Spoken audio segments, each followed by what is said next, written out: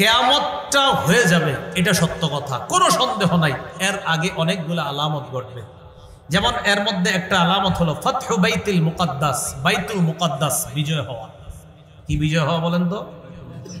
বাইতুল মুকাদ্দাস নিয়ে যে যা বলো, অনেক গবেষকরা বলে এটাই হবে, সে হবে, কিন্তু এই কথা আপনারা এখনই সাদা কাগজে লিখে রাখতে পারেন, বাইতুল মুকাদ্দাস কিয়ামত পর্যন্ত মুসলমানরা ছাড়বে না, এটা নিশ্চিত থাকবে। হঠাৎ কিছুদিন চুপ থাকবে, মনে করবেন যে মনে হয় চুপ হয়ে গেছে, সব ঠিকঠাক, না, এটা মুসলমানরা ছাড়বে না, এটা নিশ্চিত থাকেন, এটা মুসলমানরা ছাড়বে না। قال رسول الله صلى الله عليه وسلم لا تزال طائفة من أمتي ظاهرين على الحق قاهرين لعدوهم ولعدوهم قاهرين। নবীজি বলেন, আমার উম্মতের একটা দল সদা সর্বদা হকের উপর অটল থাকবে, লিআদুবিহিম কাহিরিন, শত্রুদের বিরুদ্ধে তারা সব সময় কঠোর থাকবে, শত্রুদের বিরুদ্ধে কঠোর অবস্থানে থাকবে। হাত্তা ইয়াতিয়া আমরুল্লাহ, নবী বলেন কিয়ামত আসা পর্যন্ত, কিয়ামত আসা পর্যন্ত একটা দল অটল থাকবে। সাহাবীরা প্রশ্ন করলেন, ইয়া রাসূলুল্লাহ আইনাহুম, এরা কারা, কোথায় থাকবে? নবীজি বললেন বাইতুল মুকাদ্দাস ওয়া আকনাফু বাইতুল মুকাদ্দাস, বাইতুল মুকাদ্দাস আর বাইতুল মুকাদ্দাসের আশেপাশে যারা, তারা কিয়ামত পর্যন্ত হকের উপর অটল থাকবে। আপনি যত লেখালেখি করেন লাভ হবে না, কারণ আমার নবী বলছে, এটা আপনি নিশ্চিত থাকেন, এটা ছাড়বে না মুসলমান। হঠাৎ দেখবেন কিছুদিন মানে এটা চুপচাপ থাকবে, কিন্তু যদি মনে করে যে চুপচাপ মানে শেষ করে দিছে, না, অসম্ভব। লিআদুবিহিম কাহিরিনা, বাইতুল মুকাদ্দাসের পাশে একটা দল সব সময় থাকবে যারা শত্রুদের বিরুদ্ধে সব সময় কঠোর অবস্থান থাকবে, নবীজি বলছেন, আর বলছে তারা হকের উপর থাকবে। তো এই জন্য আমারে অনেকে বলে, আমি কই এগুলা ভুইলা টুইলা লাভ নাই, আপনাদের কয় ভাই জায়গায় বিশ্লেষকদের কথা শুনতাম, থত মিয়া, নবী যদি বিশ্লেষণ করেই গেছে, আপনি বিশ্লেষণ করলে কি হবে? নবীর চেয়ে বড় সুন্দর বিশ্লেষণ আর কে করবে? নবী বিশ্লেষণ দিয়ে গেছে, এখন আপনি যতই বিশ্লেষণ দেন, মুসলমান এটা ছাড়বে না, এটাই চূড়ান্ত কথা। কেন ছাড়বে না? কারণ এটা বরকতময় জায়গা। সূরা বানী ইসরাঈলের 1 নম্বর আয়াতে আল্লাহ কি বলছেন? সুবহানাল্লাযী আসরা বিআবদিহি লাইলাম মিনাল মাসজিদিল হারাম ইলাল মাসজিদিল আকসাল্লাযী বারাকনা হাওলাহ। পুত পবিত্রতা বর্ণনা করছি ওই সত্তার, যিনি তার বান্দা মুহাম্মদ সাল্লাল্লাহু আলাইহি সাল্লামকে মসজিদে হারাম থেকে মসজিদে আকসা পর্যন্ত রাতের বেলা ভ্রমণ করিয়েছেন। এটা সূরা বানী ইসরাঈল আছে, মুসলিম শরীফের 349 নম্বর হাদিস, আর আমাদের মাদ্রাসার পাঠ্যপুস্তক অনুসারে 162 নম্বর হাদিস, সহিহ বুখারীর 349 নম্বর হাদিস।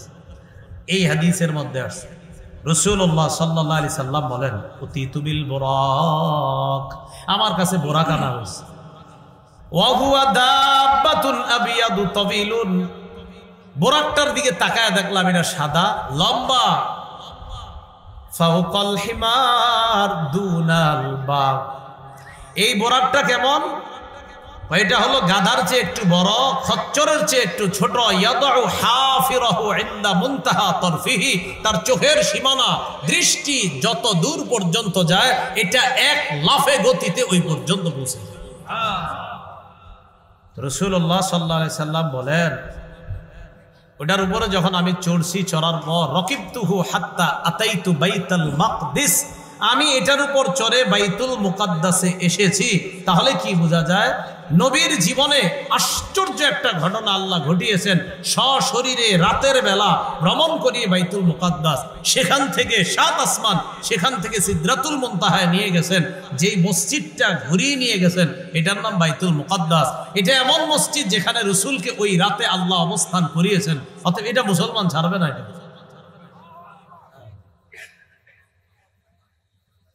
আল্লাহ পাক রব্বুল আলামিন সূরা সাবার মধ্যে বলেন, ওয়াজআলনা বাইনাহুম ওয়া বাইনাল কুরাল্লাতী বারাকনা ফিহা কুরান যাহিরা, আমি তাদের মাঝে আর ওই এলাকার মাঝে যে এলাকাকে আমি বরকতপূর্ণ করেছি, কোরআন জাহির স্পষ্ট আরো অনেকগুলা এলাকা তৈরি করে দিয়েছি। এই বরকতপূর্ণ এলাকা দ্বারা উদ্দেশ্য বাইতুল মুকাদ্দাস আর তার আশেপাশের এলাকা। সূরা আম্বিয়ার মধ্যে আল্লাহ কি বলেন? ওয়ানাজ্জাইনাহু ওয়া লূতান ইলাল আরদিল্লাতী বারাকনা ফিহা লিল আলামিন। ইব্রাহিম এবং লূতকে আমি আল্লাহ মুক্তি দিয়ে নিয়ে গেলাম ইলাল আরদিল্লাতী বারাকনা ফিহা, ওই এলাকার মধ্যে নিয়ে গেলাম যে এলাকা, যে জমিনকে আমি আল্লাহ বরকতময় বানিয়েছি, লিল আলামিন, বিশ্ব জগতের জন্য বরকতপূর্ণ বানিয়েছি। তাহলে বাইতুল মুকাদ্দাস বরকতময় শুধু ফিলিস্তিনিদের জন্য না, সারা দুনিয়ার জন্য। যারা দুনিয়ার মুসলমানরা এটা ছাড়বে না, মুসলমানরা দোয়া করতে হবে দূর থেকে, আমরা যারা দূরে আছি এটার জন্য দোয়া করতে হবে, কারণ এটা আমাদের সবার জন্য বরকতের জায়গা। ঈসা আলাইহিস সালাম আল্লাহর কাছে, সুলাইমান আলাইহিস সালাম আল্লাহর কাছে তিনটা জিনিস চেয়েছেন। বলেন কয়টা? তিনটা জিনিস আল্লাহর কাছে চাইছে সুলাইমান আলাইহিস সালাম। তিরমিজি শরীফের বর্ণনা 3954 নম্বর হাদিস। সুলাইমান আলাইহিস সালাম আল্লাহর কাছে এক নাম্বার চাইছে হুকমান ইউসাদিফু হুকমা। আল্লাহ, আপনি আমাকে এমন বিচার করার অভিজ্ঞতা, ক্ষমতা দান করেন যেই বিচারে কোনো ভুল হবে না, বরং আপনি বিচার করলে যেমন একদম খাঁটি বিচার হয় এরকম বিচার করার যোগ্যতা আমার দেন। সুলাইমান এক নাম্বার চাইছে। দুই নাম্বার চেয়েছে ওয়া মুলকান লা ইয়ামবাগি লি আহাদিম মিন বা'দি। আল্লাহর কাছে বলেছেন, আল্লাহ আপনি আমাকে এমন রাজত্ব দান করেন যে রাজত্ব আমার পর আর কাউকে আপনি দিবেন না। সুলাইমান নবীরে আল্লাহ বিচার করার যোগ্যতাও এমন দিয়েছেন, এমন রাজত্ব দিয়েছেন, সুলাইমান নবী মানুষের রাজা হওয়ার পাশাপাশি পশু পাখির রাজা পর্যন্ত আল্লাহ তাকে বানায়া দিয়েছেন, রাজত্ব দিয়েছেন। পিঁপড়ার ভাষা বুঝতে, ওয়াউল্লিমনা মানতিকাত তাইর, পাখির ভাষা বুঝতে, সব বুঝতে। তিন নাম্বার সুলাইমান নবী দোয়া করলেন, আল্লাহ আমি আপনার কাছে চাই কেউ যদি এই বাইতুল মুকাদ্দাসে আসে, লা ইউরিদু ইল্লা সালাতাল মাকতুবাতা ফিহা, কেউ যদি নামাজ পড়ার জন্য বাইতুল মুকাদ্দাসে সফর করে আসে, আল্লাহ ওই ব্যক্তি যদি নামাজ আদায় করে সে যেন মায়ের পেট থেকে জন্ম নেওয়া নবজাতক শিশুর মতো নিষ্পাপ হয়ে ফিরে যায়। মানে নামাজ পড়লে শিশুর মতো নিষ্পাপ হয়ে যাবেন, তো এটা মুসলমান ছাড়বে কেমনে বলেন?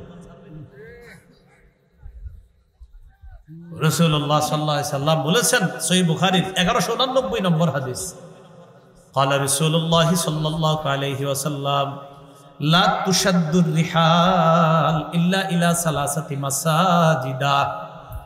ইবাদতের জন্য তিনটা মসজিদে সফর করা যাবে, শুধু ইবাদতের নিয়তে তিন মসজিদে সফর করা যাবে। সফর, শুধু সফরের উদ্দেশ্যে হাউদা বাঁধা যাবে, ভ্রমণ করা যাবে তিনটা মসজিদে, শুধু সফর, অন্য নিয়ত না যে আমি সফর করেই যাব ওই মসজিদে নামাজ পড়তে। এমন মসজিদ কয়টা?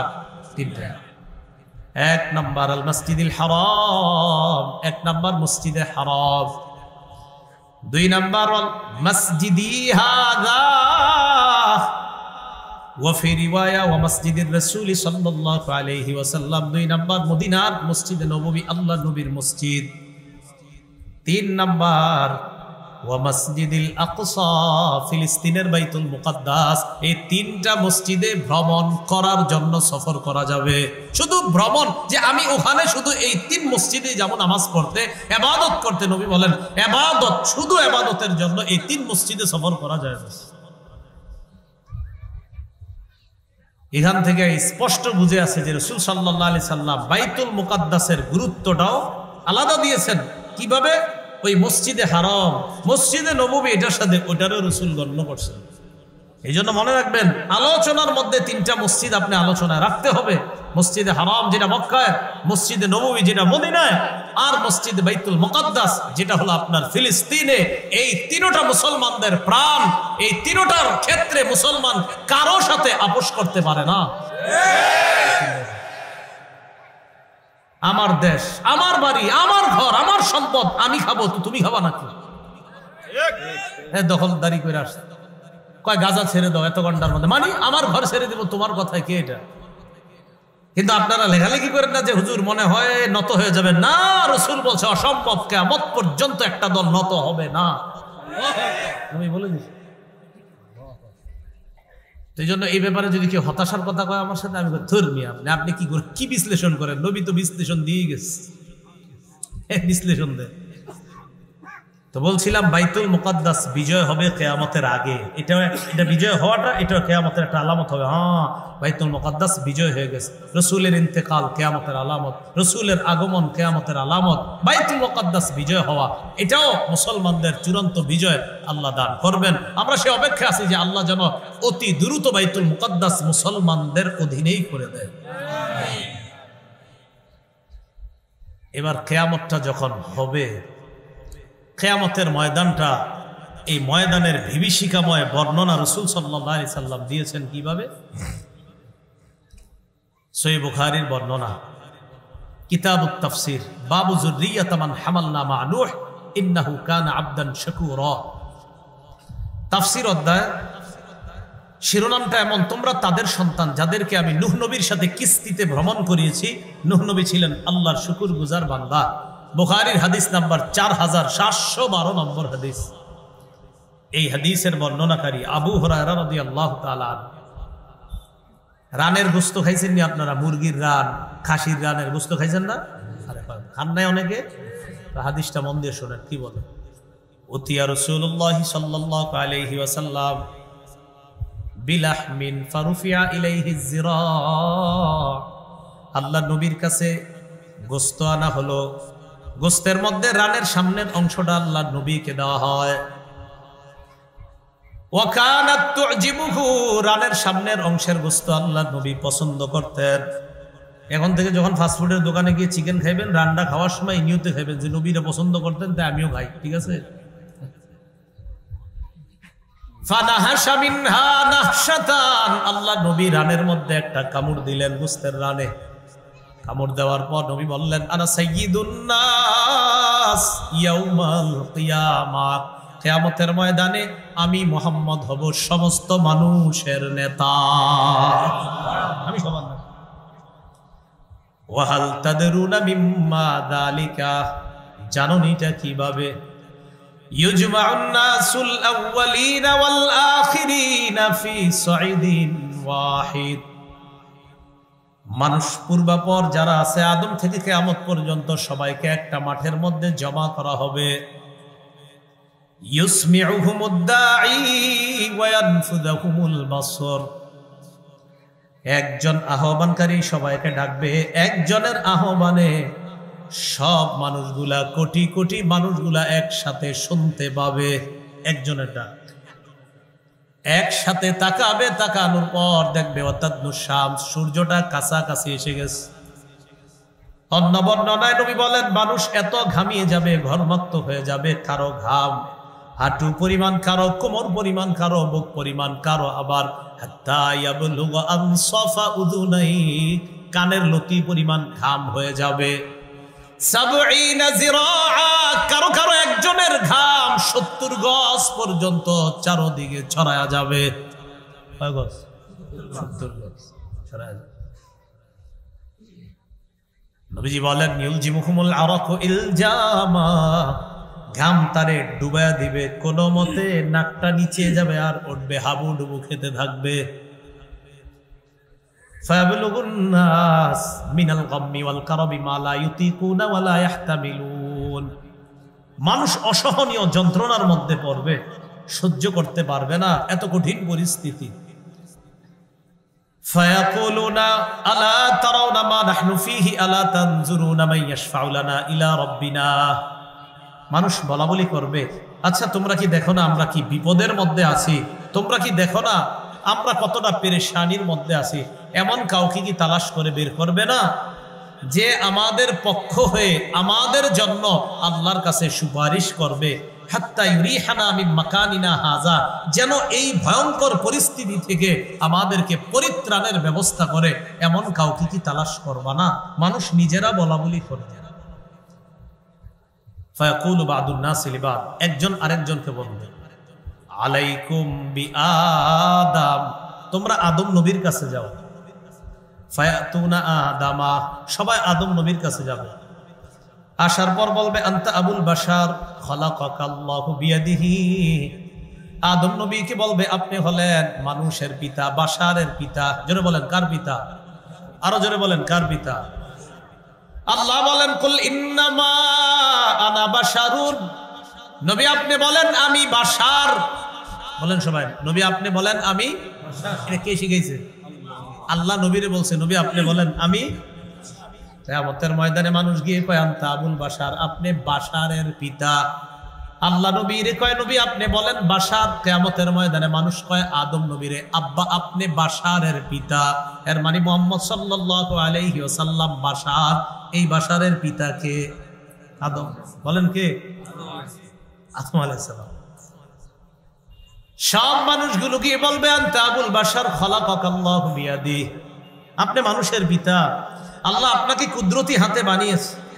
ওয়া নাফাখা ফিকা মির রূহিহি, আল্লাহ আপনার মধ্যে তার রূহ ফুঁকে দিয়েছে। রূহ কি জিনিস? শুধু একটু বলেন, আপনারা বলেন রূহ কি জিনিস? একটু বলেন সবাই। আল্লাহর জবাব দিয়ে দিছে কোরআনের মধ্যে, ওয়ায়াসআলুনাকা আনির রূহ কুলির রূহু মিন আমরি রাব্বি। নবী তারা আপনাকে জিজ্ঞাসা করবে রূহ কি জিনিস, আপনি বলবেন রূহ আমার রবের হুকুম। এবার প্রত্যেকে এইভাবে জবাব দিবেন রূহ আমার রবের হুকুম। তো আমি জিজ্ঞাসা করি বলেন তো রূহ কি? আমার রবের। দেখাইতে পারবেন নি? কেউ পারবেন না।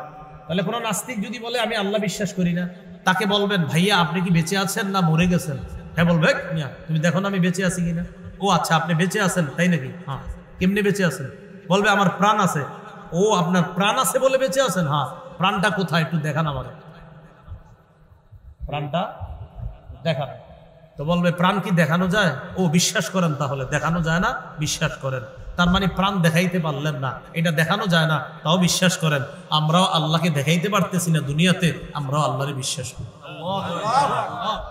হে আল্লাহরে দেখানোর লাগে বিশ্বাস করে না, তো প্রাণটা দেখাইতে কোন রে? তাহলে আপনারা জবাব দেন রূহ কি? হ্যাঁ আবার রূহ কি? না আল্লাহ যেমনি বলছে এমনি বলেন। বলবেন আমার রবের হুকুম। বলেন তো রূহ কি? তাহলে কেউ যদি জিজ্ঞাসা করে রূহ দেখাও, আপনি বলবেন ভাই এটা আমার রবের হুকুম। রবের হুকুম যতদিন এইখানে আমরা যারা আছি বেঁচে থাকবো, রবের হুকুম নাই আমরা মরে যাবো, শেষ। আদম নবীকে বলবে আব্বা আপনাকে আল্লাহ রূহ দিছে।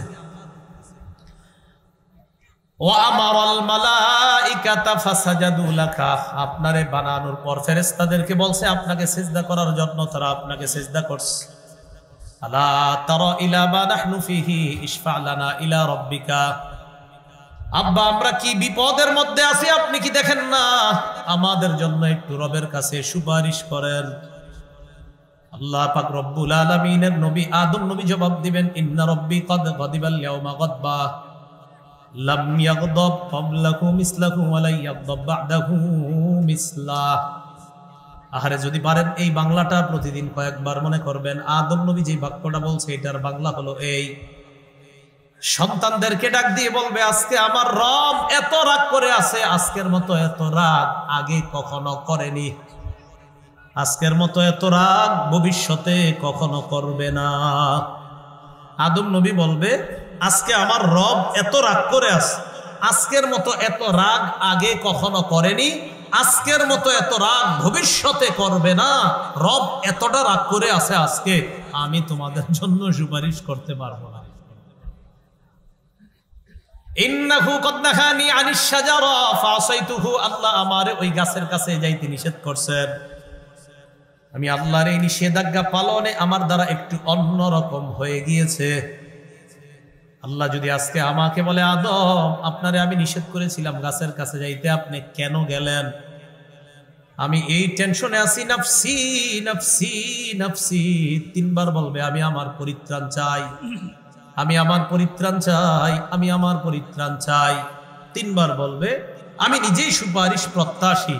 ইযহাবু ইলা গায়রি, তোমরা অন্য কারো কাছে যাও। ইযহাবু ইলা নূহ আলাইহিস সালাতু ওয়াস সালাম, তোমরা নূহ নবীর কাছে যাও। ফায়াতুনা নূহা, সবাই নূহ নবীর কাছে আসবে। আসার পর বলবে ইন্নাকা আনতা আউয়ালুর রুসুল ইলা আহলিল আরদ, ও নূহ পয়গম্বর আপনি দুনিয়াবাসীর কাছে শরীয়তের প্রথম রসুল। এর মানে আল্লাহ পাক রব্বুল আলামিন শরীয়ত দিয়া সর্বপ্রথম রাসূল হিসাবে দুনিয়াতে আপনাকে পাঠিয়েছে। দুনিয়াতে শিরিক শুরু হয়েছে, শরীয়ত দেখা দিছে। শিরিক শুরু হয়েছে, শরীয়তের প্রয়োজনীয়তা দেখা দিছে। আর শরীয়তের প্রয়োজনীয়তা যখন দেখা দিল, ওই শরীয়ত দিয়ে সর্বপ্রথম পৃথিবীবাসীর কাছে যে রাসূলকে পাঠাইছেন তার নাম নূহ আলাইহিস সালাতু ওয়াস সালাম। তো জাতি গিয়ে বলবে ওয়াকাদ সাম্মাকাল্লাহু আবদান শাকুরা, আল্লাহ আপনার নাম রাখছে শুকরগুজার বান্দা। আলা তারা ইলা মা নাহনু ফীহি ইশফা লানা ইলা রাব্বিকা, কি বিপদের মধ্যে আছি দেখেন না, আপনি আপনার রবের কাছে আমাদের জন্য সুপারিশ করেন। নূহ নবী জবাব দিবে ইন্নাহু কদ কানাত লি দাওয়াতুন দাউতুহা আলা কওমি, দুনিয়ার মধ্যে আল্লাহ আমাকে স্পেশাল একটা দোয়া দিয়েছিলেন। এই দোয়াটা আমি আমার জাতির বিরুদ্ধে করার কারণে আমার জাতিকে আল্লাহ পানির নিচে ডুবায় মারছে। আল্লাহ আমার একটা দোয়া দিচ্ছে, এই দোয়াটা আমি করলেই কবুল হবে। তো আমি করছি, করার পরে আল্লাহ কবুল কইরা জাতিরে পুরা ডুবাইয়া দিছে কয়েকজন ইমানদার ছাড়া। আল্লামা কাসতাল্লানী রহমতুল্লাহ আলাইহি বুখারীর হাসিয়াতে লেখছে সেখানে ইয়া দাওয়াতুল্লাতী গারিকা বিহা আহলুল আরদ, সেটা ওই দোয়া যেই দোয়ার কারণে পুরা দুনিয়াবাসী পানির নিচে নিমজ্জিত হয়ে গিয়েছে। আজকে যদি আল্লাহ আমারে বলে নূহ আমি আপনার এত সুন্দর একটা দোয়া করতে দিলাম, আপনি দোয়াটা আমার বান্দাদের পক্ষে না কইরা এমন দোয়া করলেন যে আমার বান্দাগুলো আমি পানির নিচে ডুবাইয়া দিলাম, আমারে প্রশ্ন করলে আমি কি জবাব দিব? সূরা ইয়াসিনের 49-50 নম্বর আয়াতে আল্লাহ পাক রব্বুল আলামিন বলেন মা ইয়ানজুরুনা ইল্লা সায়হাতান ওয়াহিদা, তারা এমন মহানাদের অপেক্ষা করছে, তারা এমন একটা মহা বিপর্যয়, মহানাদ, কঠিন আওয়াজের অপেক্ষা করছে। তাখুযুহুম ওয়া হুম ইয়াখসিমুন, যে আওয়াজটা তাদেরকে ধরে ফেলবে, পাকড়াও করবে, এমন অবস্থায় যে তারা ঝগড়া করতে থাকবে। মানুষ কিয়ামতকে বিশ্বাস করে না, অনেকে চিন্তা করে থুর কবে আসবে। কাফেররাও বলতো ওয়ায়াকুলুনা মাতা হাদাল ওয়াদু ইন কুনতুম সাদিকিন, মুসলমানদেরকে বলতো কখন আসবে এই কিয়ামত, যদি তোমরা সত্যবাদী হও তাহলে কিয়ামত কবে ঘটবে বলো।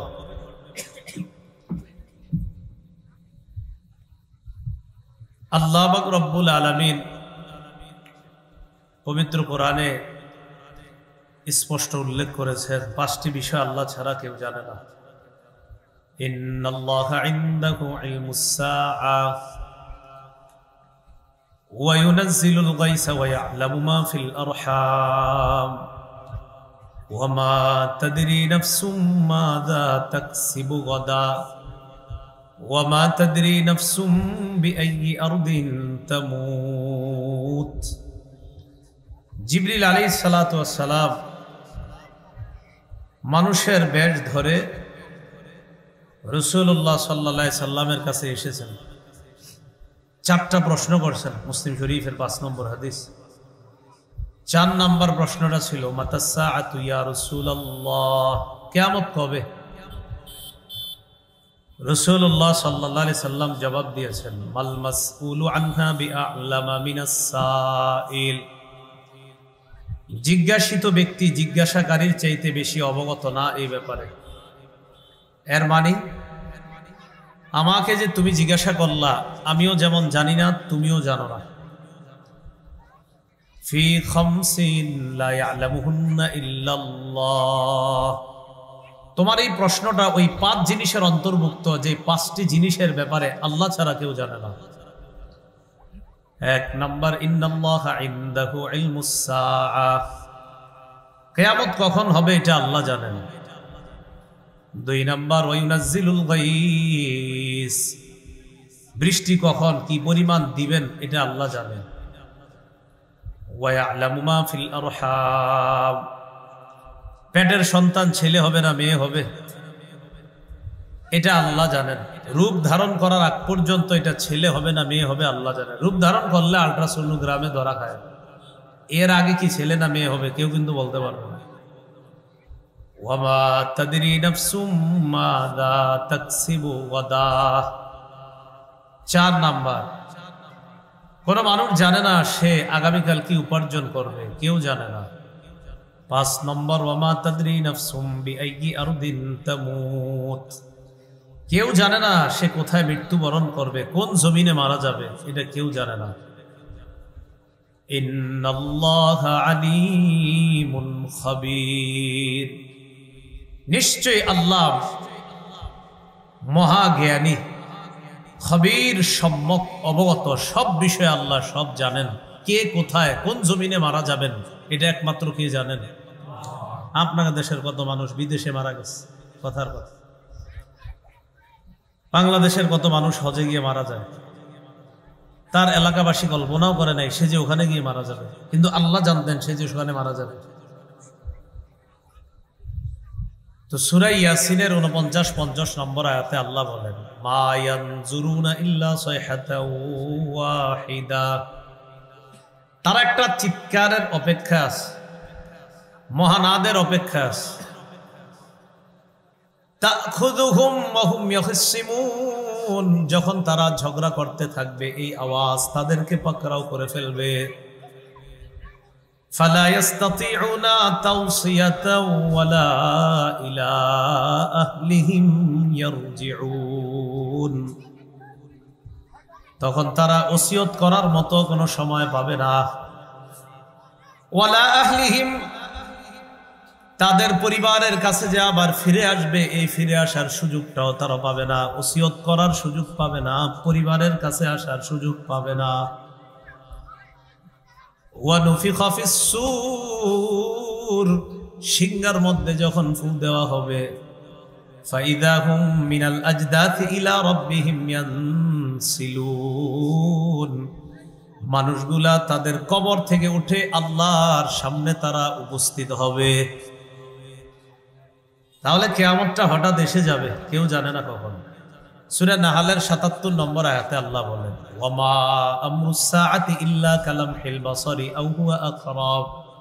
কিয়ামতের বিষয়টা চোখের পলক, এই চোখের যে পলকটা এই পলকের মতো। আল্লাহ বলেন না আও হুয়া আকরাব, বরং এর চেয়ে আরো 70 হয়ে যাবে কিয়ামত।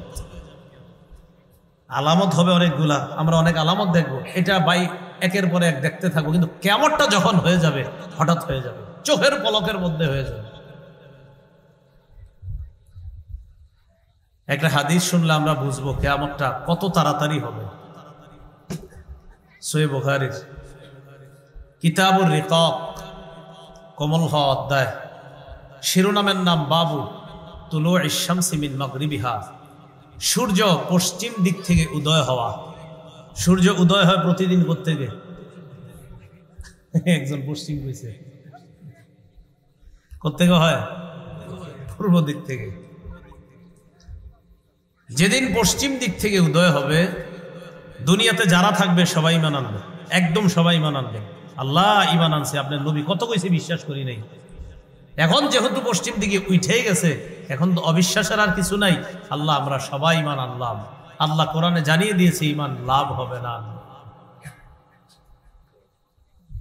عن أبي هريرة رضي الله تعالى عنه أن رسول الله صلى الله عليه وسلم قال لا تقوم الساعة حتى تطلع الشمس من مغربها।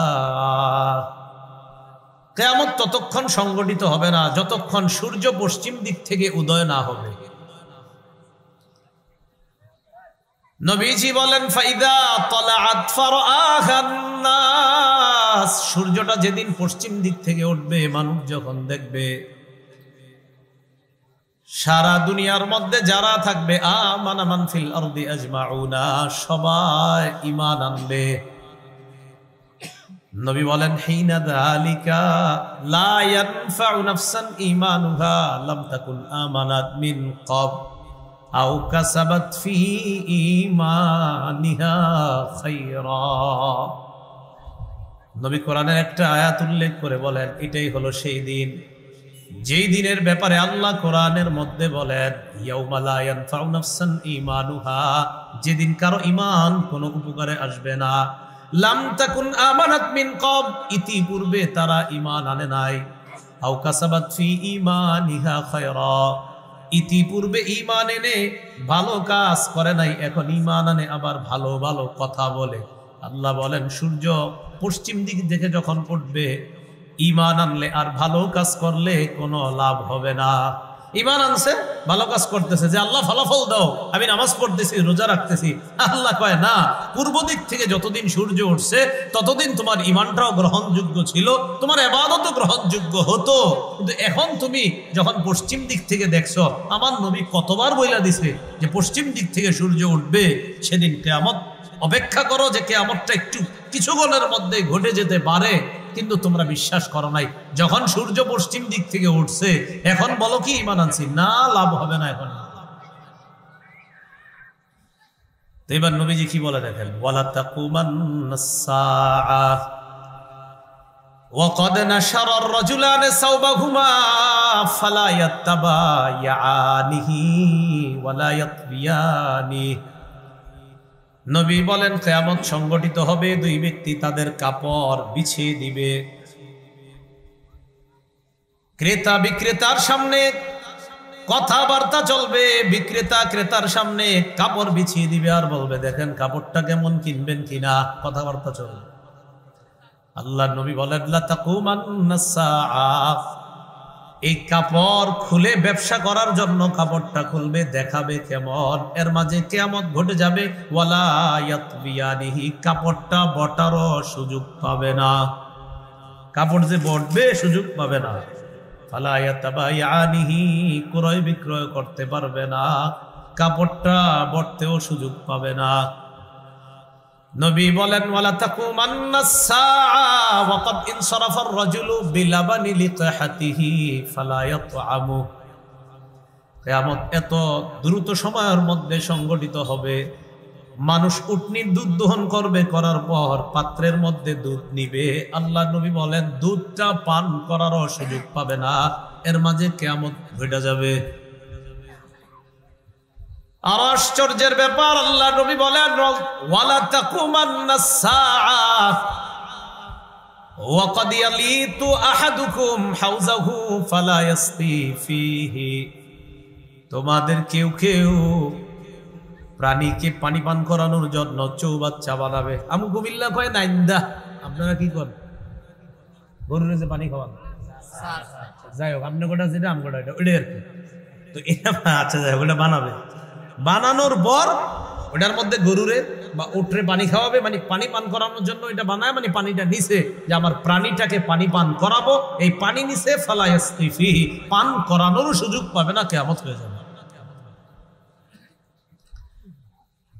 ওয়ালা তাকুমান্নাস সাআতু ওয়া ক্বাদ রাফা আহাদুকুম উকলাতাহু ইলা ফীহি ফালা ইয়াতআমুহা।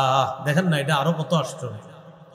নবী বলেন কিয়ামত এত দ্রুত সময়ের মধ্যে সংগঠিত হবে, মানুষ তোমাদের মধ্যে কেউ কেউ ভাতের লোকমাটা মুখের কাছে নিবে, এই জায়গায় নেওয়ার পরেই ওইটা খাওয়ার আগে কিয়ামত হয়ে যাবে, এই ব্যক্তি লোকমাটাও পেটে নিতে পারবে না। এইভাবে লোকমা নিবে, দিবে পেটে, ব্যাস কিয়ামত ঘটে যাবে।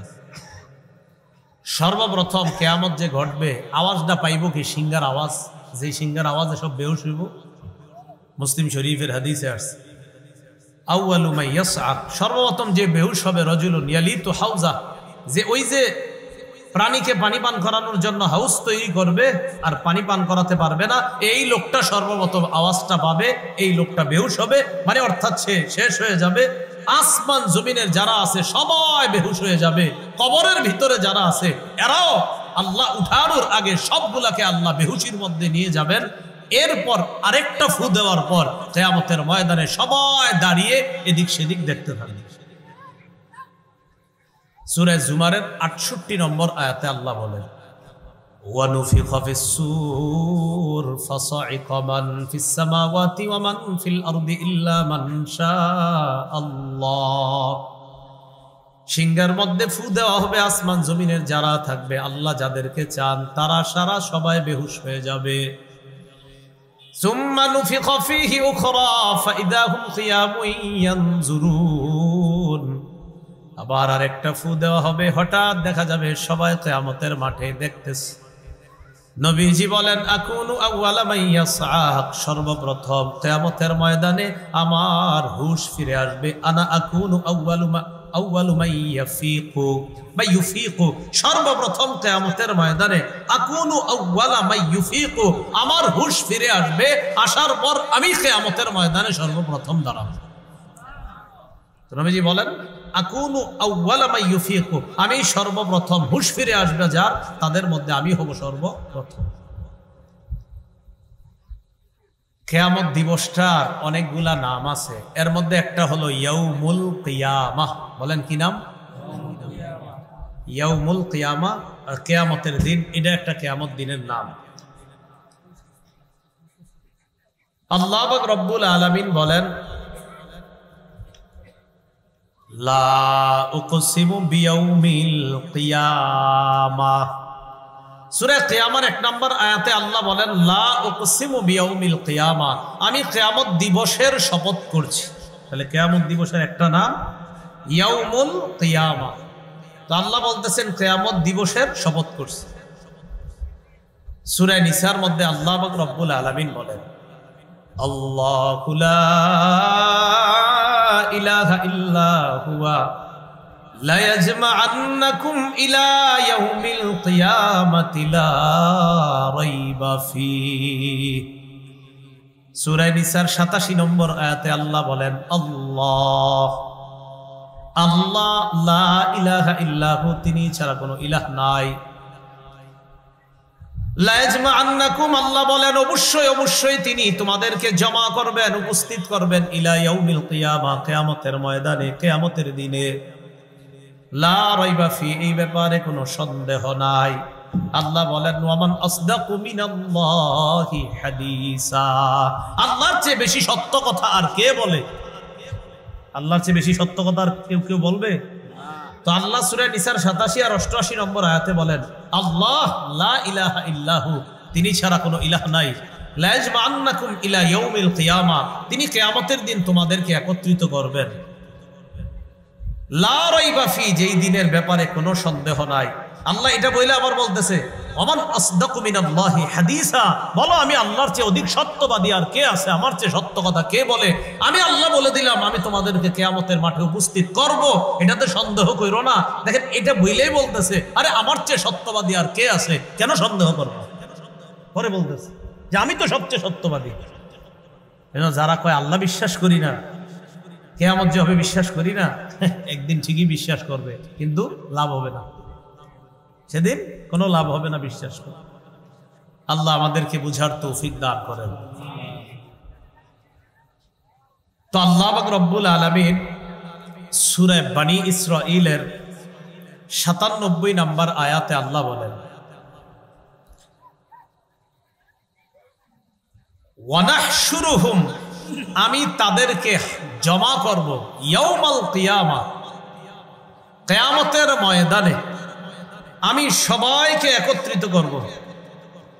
আল্লাহ পাক রব্বুল আলামিন আরেক জায়গায় বললেন যে কিয়ামতের ময়দানে আমি তাদেরকে একত্রিত করব আলা ওয়ুজুহিহিম উমিয়া ওয়া বুকমা ওয়া সুম্মা, আমি কিয়ামতের ময়দানে তাদেরকে একত্রিত করব কিছু অপরাধীদেরকে, আলা ওয়ুজুহিহিম, তাদের চেহারার উপর, মানে মাথাটা নিচের দিকে থাকবে, পা উপরের দিকে থাকবে, এইভাবে তাদেরকে উপস্থিত করব। উমিয়া, অন্ধ অবস্থায়, বুকমা, বোবা অবস্থায়, সুম্মা, বধির অবস্থায়, চোখ বন্ধ থাকবে, মুখ বন্ধ থাকবে, কান বন্ধ থাকবে, এই অবস্থায় কিয়ামতের মাঠে আমি তাদেরকে একত্রিত করব। তাহলে এটা হলো কিয়ামতের মাঠ। তাহলে এটা কিয়ামত, এই কথাটা কিয়ামত দ্বারা আমরা কোরআনে পাইলাম।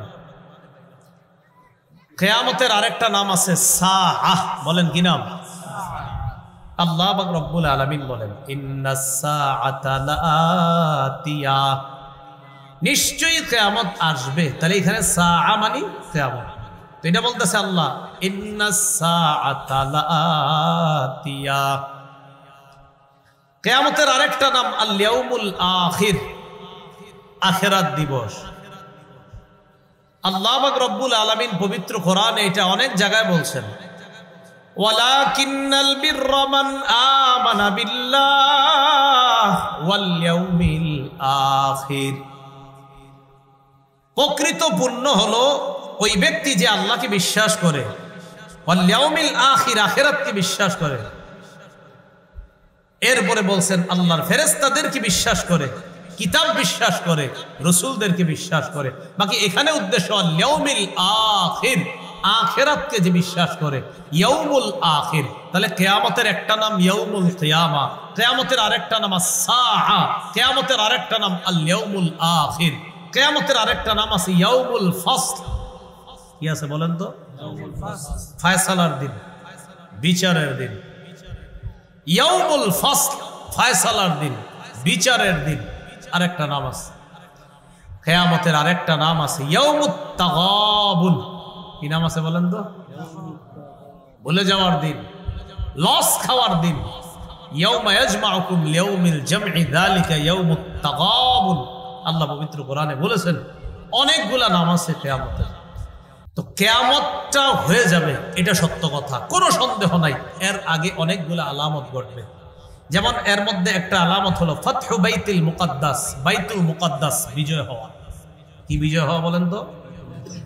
বাইতুল মুকাদ্দাস নিয়ে যে যা বলো, অনেক গবেষকরা বলে এটাই হবে, সে হবে, কিন্তু এই কথা আপনারা এখনই সাদা কাগজে লিখে রাখতে পারেন, বাইতুল মুকাদ্দাস কিয়ামত পর্যন্ত মুসলমানরা ছাড়বে না, এটা নিশ্চিত থাকবে। হঠাৎ কিছুদিন চুপ থাকবে, মনে করবেন যে মনে হয় চুপ হয়ে গেছে, সব ঠিকঠাক না, এটা মুসলমানরা ছাড়বে না, এটা নিশ্চিত থাকেন, এটা মুসলমানরা ছাড়বে না। قال رسول الله صلى الله عليه وسلم لا تزال طائفة من أمتي ظاهرين على الحق قاهرين لعدوهم ولعدوهم قاهرين। নবীজি বলেন আমার উম্মতের একটা দল সদা সর্বদা হকের উপর অটল থাকবে। লিআদুবিহিম কাহিরিন, শত্রুদের বিরুদ্ধে তারা সব সময় কঠোর থাকবে, শত্রুদের বিরুদ্ধে কঠোর অবস্থানে থাকবে। হাত্তা ইয়াতিয়া আমরুল্লাহ, নবী বলেন কিয়ামত আসা পর্যন্ত, কিয়ামত আসা পর্যন্ত একটা দল অটল থাকবে। সাহাবীরা প্রশ্ন করলেন ইয়া রাসূলুল্লাহ আইনাহুম, এরা কারা, কোথায় থাকবে? নবীজি বললেন বাইতুল মুকাদ্দাস ওয়া আকনাফু বাইতুল মুকাদ্দাস, বাইতুল মুকাদ্দাস আর বাইতুল মুকাদ্দাসের আশেপাশে যারা, তারা কিয়ামত পর্যন্ত হকের উপর অটল থাকবে। আপনি যত লেখালেখি করেন লাভ হবে না, কারণ আমার নবী বলছে, এটা আপনি নিশ্চিত থাকেন, এটা ছাড়বে না মুসলমান। হঠাৎ দেখবেন কিছুদিন মানে এটা চুপচাপ থাকবে, কিন্তু যদি মনে করে যে চুপচাপ মানে শেষ করে দিছে, না, অসম্ভব। লিআদুবিহিম কাহিরিনা, বাইতুল মুকাদ্দাসের পাশে একটা দল সব সময় থাকবে যারা শত্রুদের বিরুদ্ধে সব সময় কঠোর অবস্থান থাকবে, নবীজি বলছেন। আর বলছে তারা হকের উপর থাকবে। তো এই জন্য আমারে অনেকে বলে, আমি কই এগুলা ভুইলা টুইলা লাভ নাই, আপনাদের কয় ভাই জায়গায় বিশ্লেষকদের কথা শুনতাম, থত মিয়া, নবী যদি বিশ্লেষণ করেই গেছে, আপনি বিশ্লেষণ করলে কি হবে? নবীর চেয়ে বড় সুন্দর বিশ্লেষণ আর কে করবে? নবী বিশ্লেষণ দিয়ে গেছে, এখন আপনি যতই বিশ্লেষণ দেন মুসলমান এটা ছাড়বে না, এটাই চূড়ান্ত কথা। কেন ছাড়বে না? কারণ এটা বরকতময় জায়গা। সূরা বানী ইসরাঈলের 1 নম্বর আয়াতে আল্লাহ কি বলছেন? সুবহানাল্লাযী আসরা বিআবদিহি লাইলাম মিনাল মাসজিদিল হারাম ইলাল মাসজিদিল আকসাল্লাযী বারাকনা হাওলা। পুত পবিত্রতা বর্ণনা করছি ওই সত্তার, যিনি তার বান্দা মুহাম্মদ সাল্লাল্লাহু আলাইহি সাল্লামকে মসজিদে হারাম থেকে মসজিদে আকসা পর্যন্ত রাতের বেলা ভ্রমণ করিয়েছেন। এটা সূরা বানী ইসরাঈল আছে, মুসলিম শরীফের 349 নম্বর হাদিস, আর আমাদের মাদ্রাসার পাঠ্যপুস্তক অনুসারে 162 নম্বর হাদিস, সহিহ বুখারীর 349 নম্বর হাদিস। এই হাদিসের মধ্যে আছে রাসূলুল্লাহ সাল্লাল্লাহু আলাইহি সাল্লাম বলেন, উতিতু বিল বুরাক, আমার কাছে বুরাক আনা হয়েছে। ওয়া হুয়া দাব্বাতুন আবিয়াদু তাবিলুন, বুরাকটার দিকে তাকায় দেখলাম এটা সাদা, লম্বা। ফাওকাল হিমার দুনাল বাগ, এই বোরাকটা কেমন? এটা হলো গাধার চেয়ে একটু বড়, খচ্চরের চেয়ে একটু ছোট। ইয়াদউ হাফিরাহু ইনদা মুনতাহা তারফিহি, তার চোখের সীমানা দৃষ্টি যত দূর পর্যন্ত যায় এটা এক লাফে গতিতে ওই পর্যন্ত পৌঁছে যায়। রাসূলুল্লাহ সাল্লাল্লাহু আলাইহি সাল্লাম বলেন, ওটার উপরে যখন আমি চড়ছি, চড়ার পর রকিবতুহু হাত্তা আতাইতু বাইতুল মাকদিস, আমি এটার উপর চড়ে বাইতুল মুকাদ্দাসে এসেছি। তাহলে কি বোঝা যায়? নবীর জীবনে আশ্চর্য একটা ঘটনা আল্লাহ ঘটিয়েছেন। সশরীরে রাতের বেলা ভ্রমণ করিয়ে বাইতুল মুকাদ্দাস, সেখান থেকে 7 আসমান, সেখান থেকে সিদরাতুল মুনতাহায় নিয়ে গেছেন। যেই মসজিদটা ঘুরিয়ে নিয়ে গেছেন এটার নাম বাইতুল মুকাদ্দাস। এটা এমন মসজিদ যেখানে রাসূলকে ওই রাতে আল্লাহ অবস্থান করিয়েছেন। অতএব এটা মুসলমান ছাড়বে না। এটা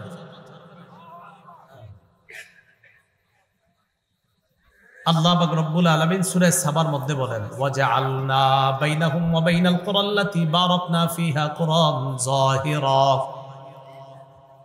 আমি তাদের মাঝে আর ওই এলাকার মাঝে যে এলাকাকে আমি বরকতপূর্ণ করেছি, কুরান যাহিরা স্পষ্ট আরো অনেকগুলা এলাকা তৈরি করে দিয়েছি।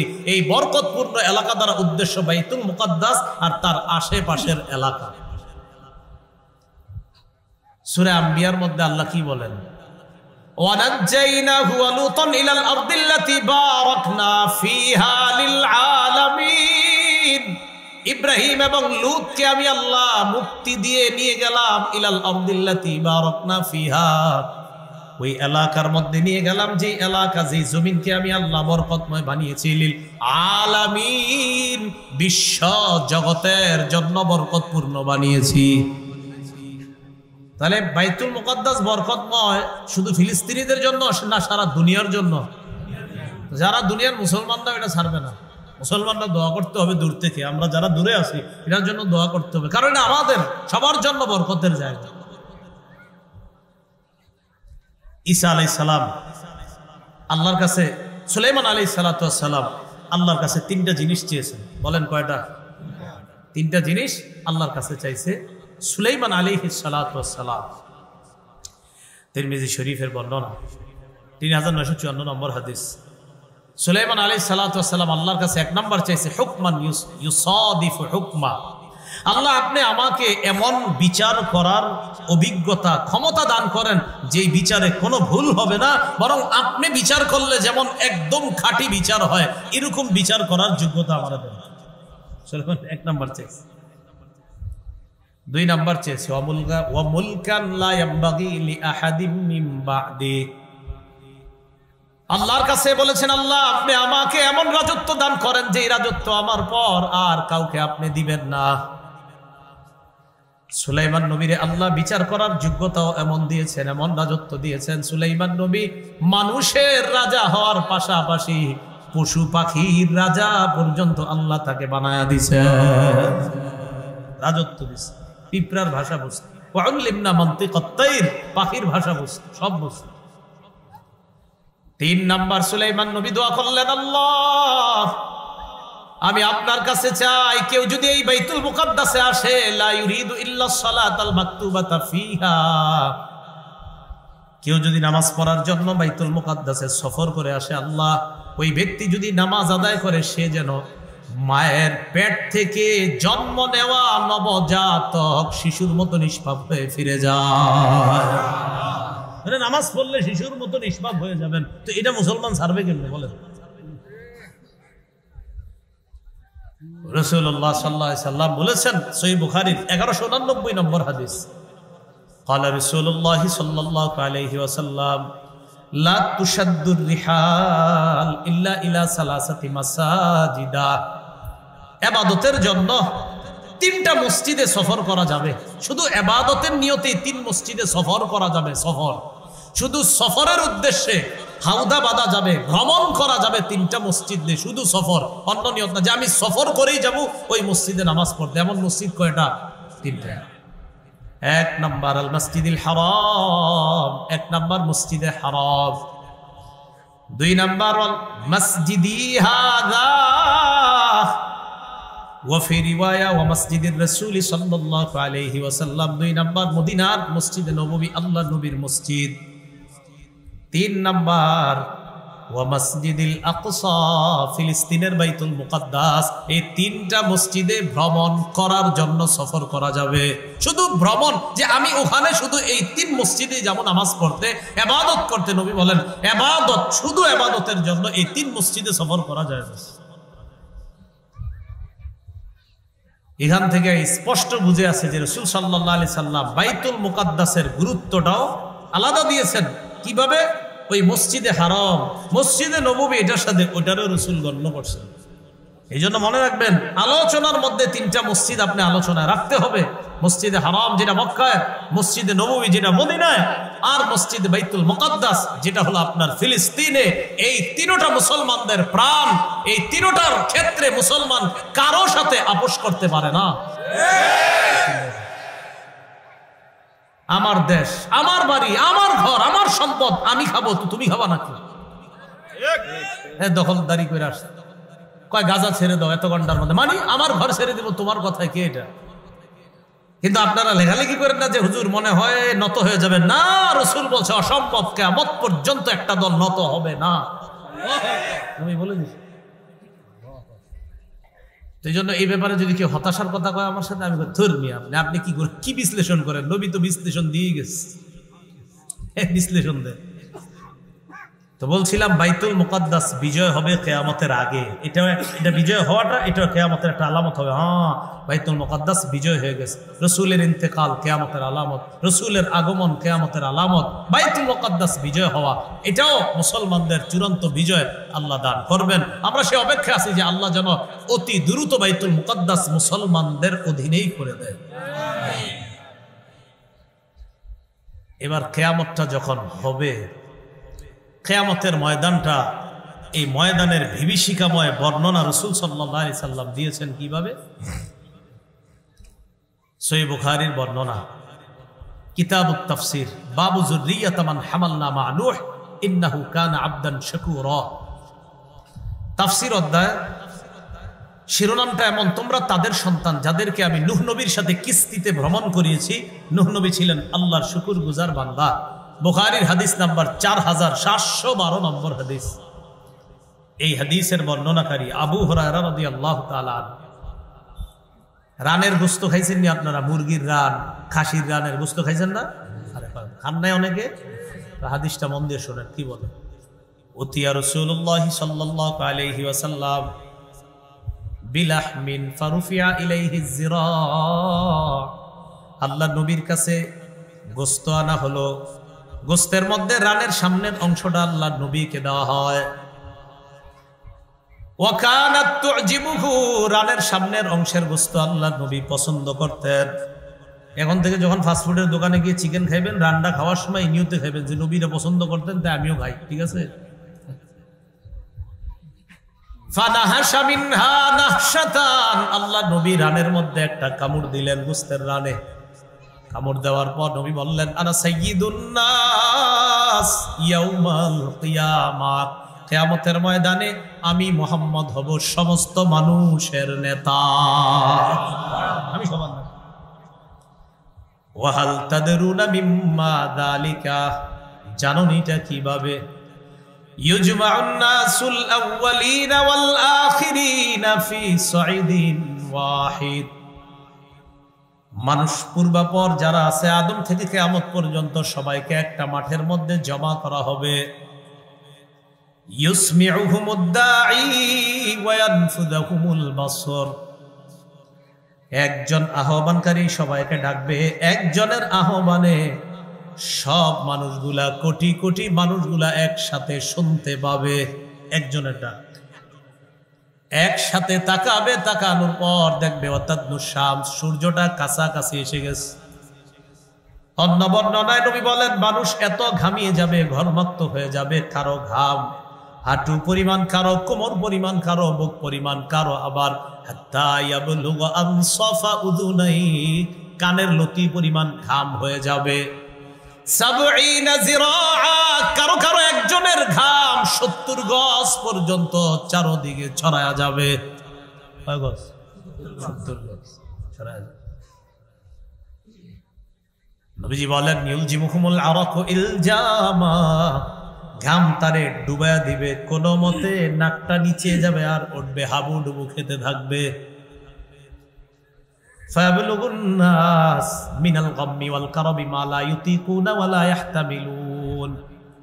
মানুষ অসহনীয় যন্ত্রণার মধ্যে পড়বে, সহ্য করতে পারবে না, এত কঠিন পরিস্থিতি। ফায়াকুলুনা আলা তারাউনা মা নাহনু ফীহি আলা তানজুরুনা মান ইয়াশফাউ লানা ইলা রাব্বিনা। মানুষ বলা বলি করবে, আচ্ছা তোমরা কি দেখো না আমরা কি বিপদের মধ্যে আছি? তোমরা কি দেখো না আমরা কতটা পেরেশানির মধ্যে আছি? এমন কাউকে কি তালাশ করে বের করবে না যে আমাদের পক্ষ হয়ে আমাদের জন্য আল্লাহর কাছে সুপারিশ করবে? হাত্তা ইউরিহানা মিন মাকানিনা হাযা, যেন এই ভয়ঙ্কর পরিস্থিতি থেকে আমাদেরকে পরিত্রাণের ব্যবস্থা করে, এমন কাউকে কি তালাশ করবা না? মানুষ নিজেরা বলা বলি করবে। ফায়াকুলু বাদুন নাসি লিবাদ, একজন আরেকজনকে বলবে, আলাইকুম বিআদম, তোমরা আদম নবীর কাছে যাও। ফায়াতুনা আদামা, সবাই আদম নবীর কাছে যাবে। আসার পর বলবে, আনতা আবুল বাশার খালাকাকাল্লাহু বিয়াদিহি। আদম নবীকে বলবে, আপনি হলেন মানুষের পিতা, বাশারের পিতা। জোরে বলেন কার পিতা? আরো জোরে বলেন কার পিতা? আল্লাহ বলেন, কুল ইন্নামা আনা বাশারুন, নবী আপনি বলেন আমি বাশার। বলেন সবাই, নবী আপনি বলেন আমি বাশার। এটা কে শিখাইছে? আল্লাহ নবীরে বলছে, নবী আপনি বলেন আমি। কিয়ামতের ময়দানে মানুষ গিয়ে কয়, আনতা আবুল বাশার, আপনি বাশারের পিতা। আল্লাহ নবীরে কয়, নবী আপনি বলেন বাশার। কিয়ামতের ময়দানে মানুষ কয় আদম নবীরে, আব্বা আপনি বাশারের পিতা। এর মানে মুহাম্মদ সাল্লাল্লাহু আলাইহি ওয়াসাল্লাম বাশার। এই বাশারের পিতা কে? আদম। বলেন কে?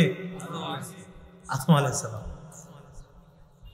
সব মানুষগুলো গিয়ে বলবে, আনতা আবুল বাশার খালাকাকাল্লাহু বিয়াদি, আপনি মানুষের পিতা, আল্লাহ আপনাকে কুদরতি হাতে বানিয়েছে। ওয়া নাফাখা ফিকা মির রূহিহি, আল্লাহ আপনার মধ্যে তার রূহ ফুঁকে দিয়েছে। রূহ কি জিনিস? শুধু একটু বলেন, আপনারা বলেন রূহ কি জিনিস? একটু বলেন সবাই। আল্লাহর জবাব দিয়ে দিছে কোরআনের মধ্যে, ওয়ায়াসআলুনাকা আনির রূহ কুলির রূহু মিন আমরি রাব্বি। নবী তারা আপনাকে জিজ্ঞাসা করবে রূহ কি জিনিস, আপনি বলবেন রূহ আমার রবের হুকুম। এবার প্রত্যেকে এইভাবে জবাব দিবেন, রূহ আমার রবের হুকুম। তো আমি জিজ্ঞাসা করি, বলেন তো রূহ কি? আমার রবের। দেখাইতে পারবেন নি? কেউ পারবেন না। তাহলে কোনো নাস্তিক যদি বলে আমি আল্লাহ বিশ্বাস করি না, তাকে বলবেন, ভাইয়া আপনি কি বেঁচে আছেন না মরে গেছেন? হ্যাঁ বলবে, মিয়া তুমি দেখো না আমি বেঁচে আছি কিনা। ও আচ্ছা আপনি বেঁচে আছেন, তাই নাকি? হ্যাঁ। কেমনে বেঁচে আছেন? বলবে আমার প্রাণ আছে। ও আপনার প্রাণ আছে বলে বেঁচে আছেন? হ্যাঁ। প্রাণটা কোথায় একটু দেখান আমার, প্রাণটা দেখান। তো বলবে প্রাণ কি দেখানো যায়? ও বিশ্বাস করেন তাহলে, দেখানো যায় না বিশ্বাস করেন। তার মানে প্রাণ দেখাইতে পারলেন না, এটা দেখানো যায় না তাও বিশ্বাস করেন। আমরাও আল্লাহকে দেখাইতে পারতেছি না দুনিয়াতে, আমরাও আল্লাহরে বিশ্বাস করি। হে আল্লাহরে দেখানোর লাগে বিশ্বাস করে না, তো প্রাণটা দেখাইতে কোন? তাহলে আপনারা জবাব দেন রূহ কি? হ্যাঁ, আবার রূহ কি? না আল্লাহ যেমনি বলছে এমনি বলেন। বলবেন আমার রবের হুকুম। বলেন তো রূহ কি? তাহলে কেউ যদি জিজ্ঞাসা করে রূহ দেখাও, আপনি বলবেন ভাই এটা আমার রবের হুকুম। রবের হুকুম যতদিন এইখানে আমরা যারা আছি বেঁচে থাকবো, রবের হুকুম নাই আমরা মরে যাবো, শেষ। আদম নবীকে বলবে, আব্বা আপনাকে আল্লাহ রূহ দিছে।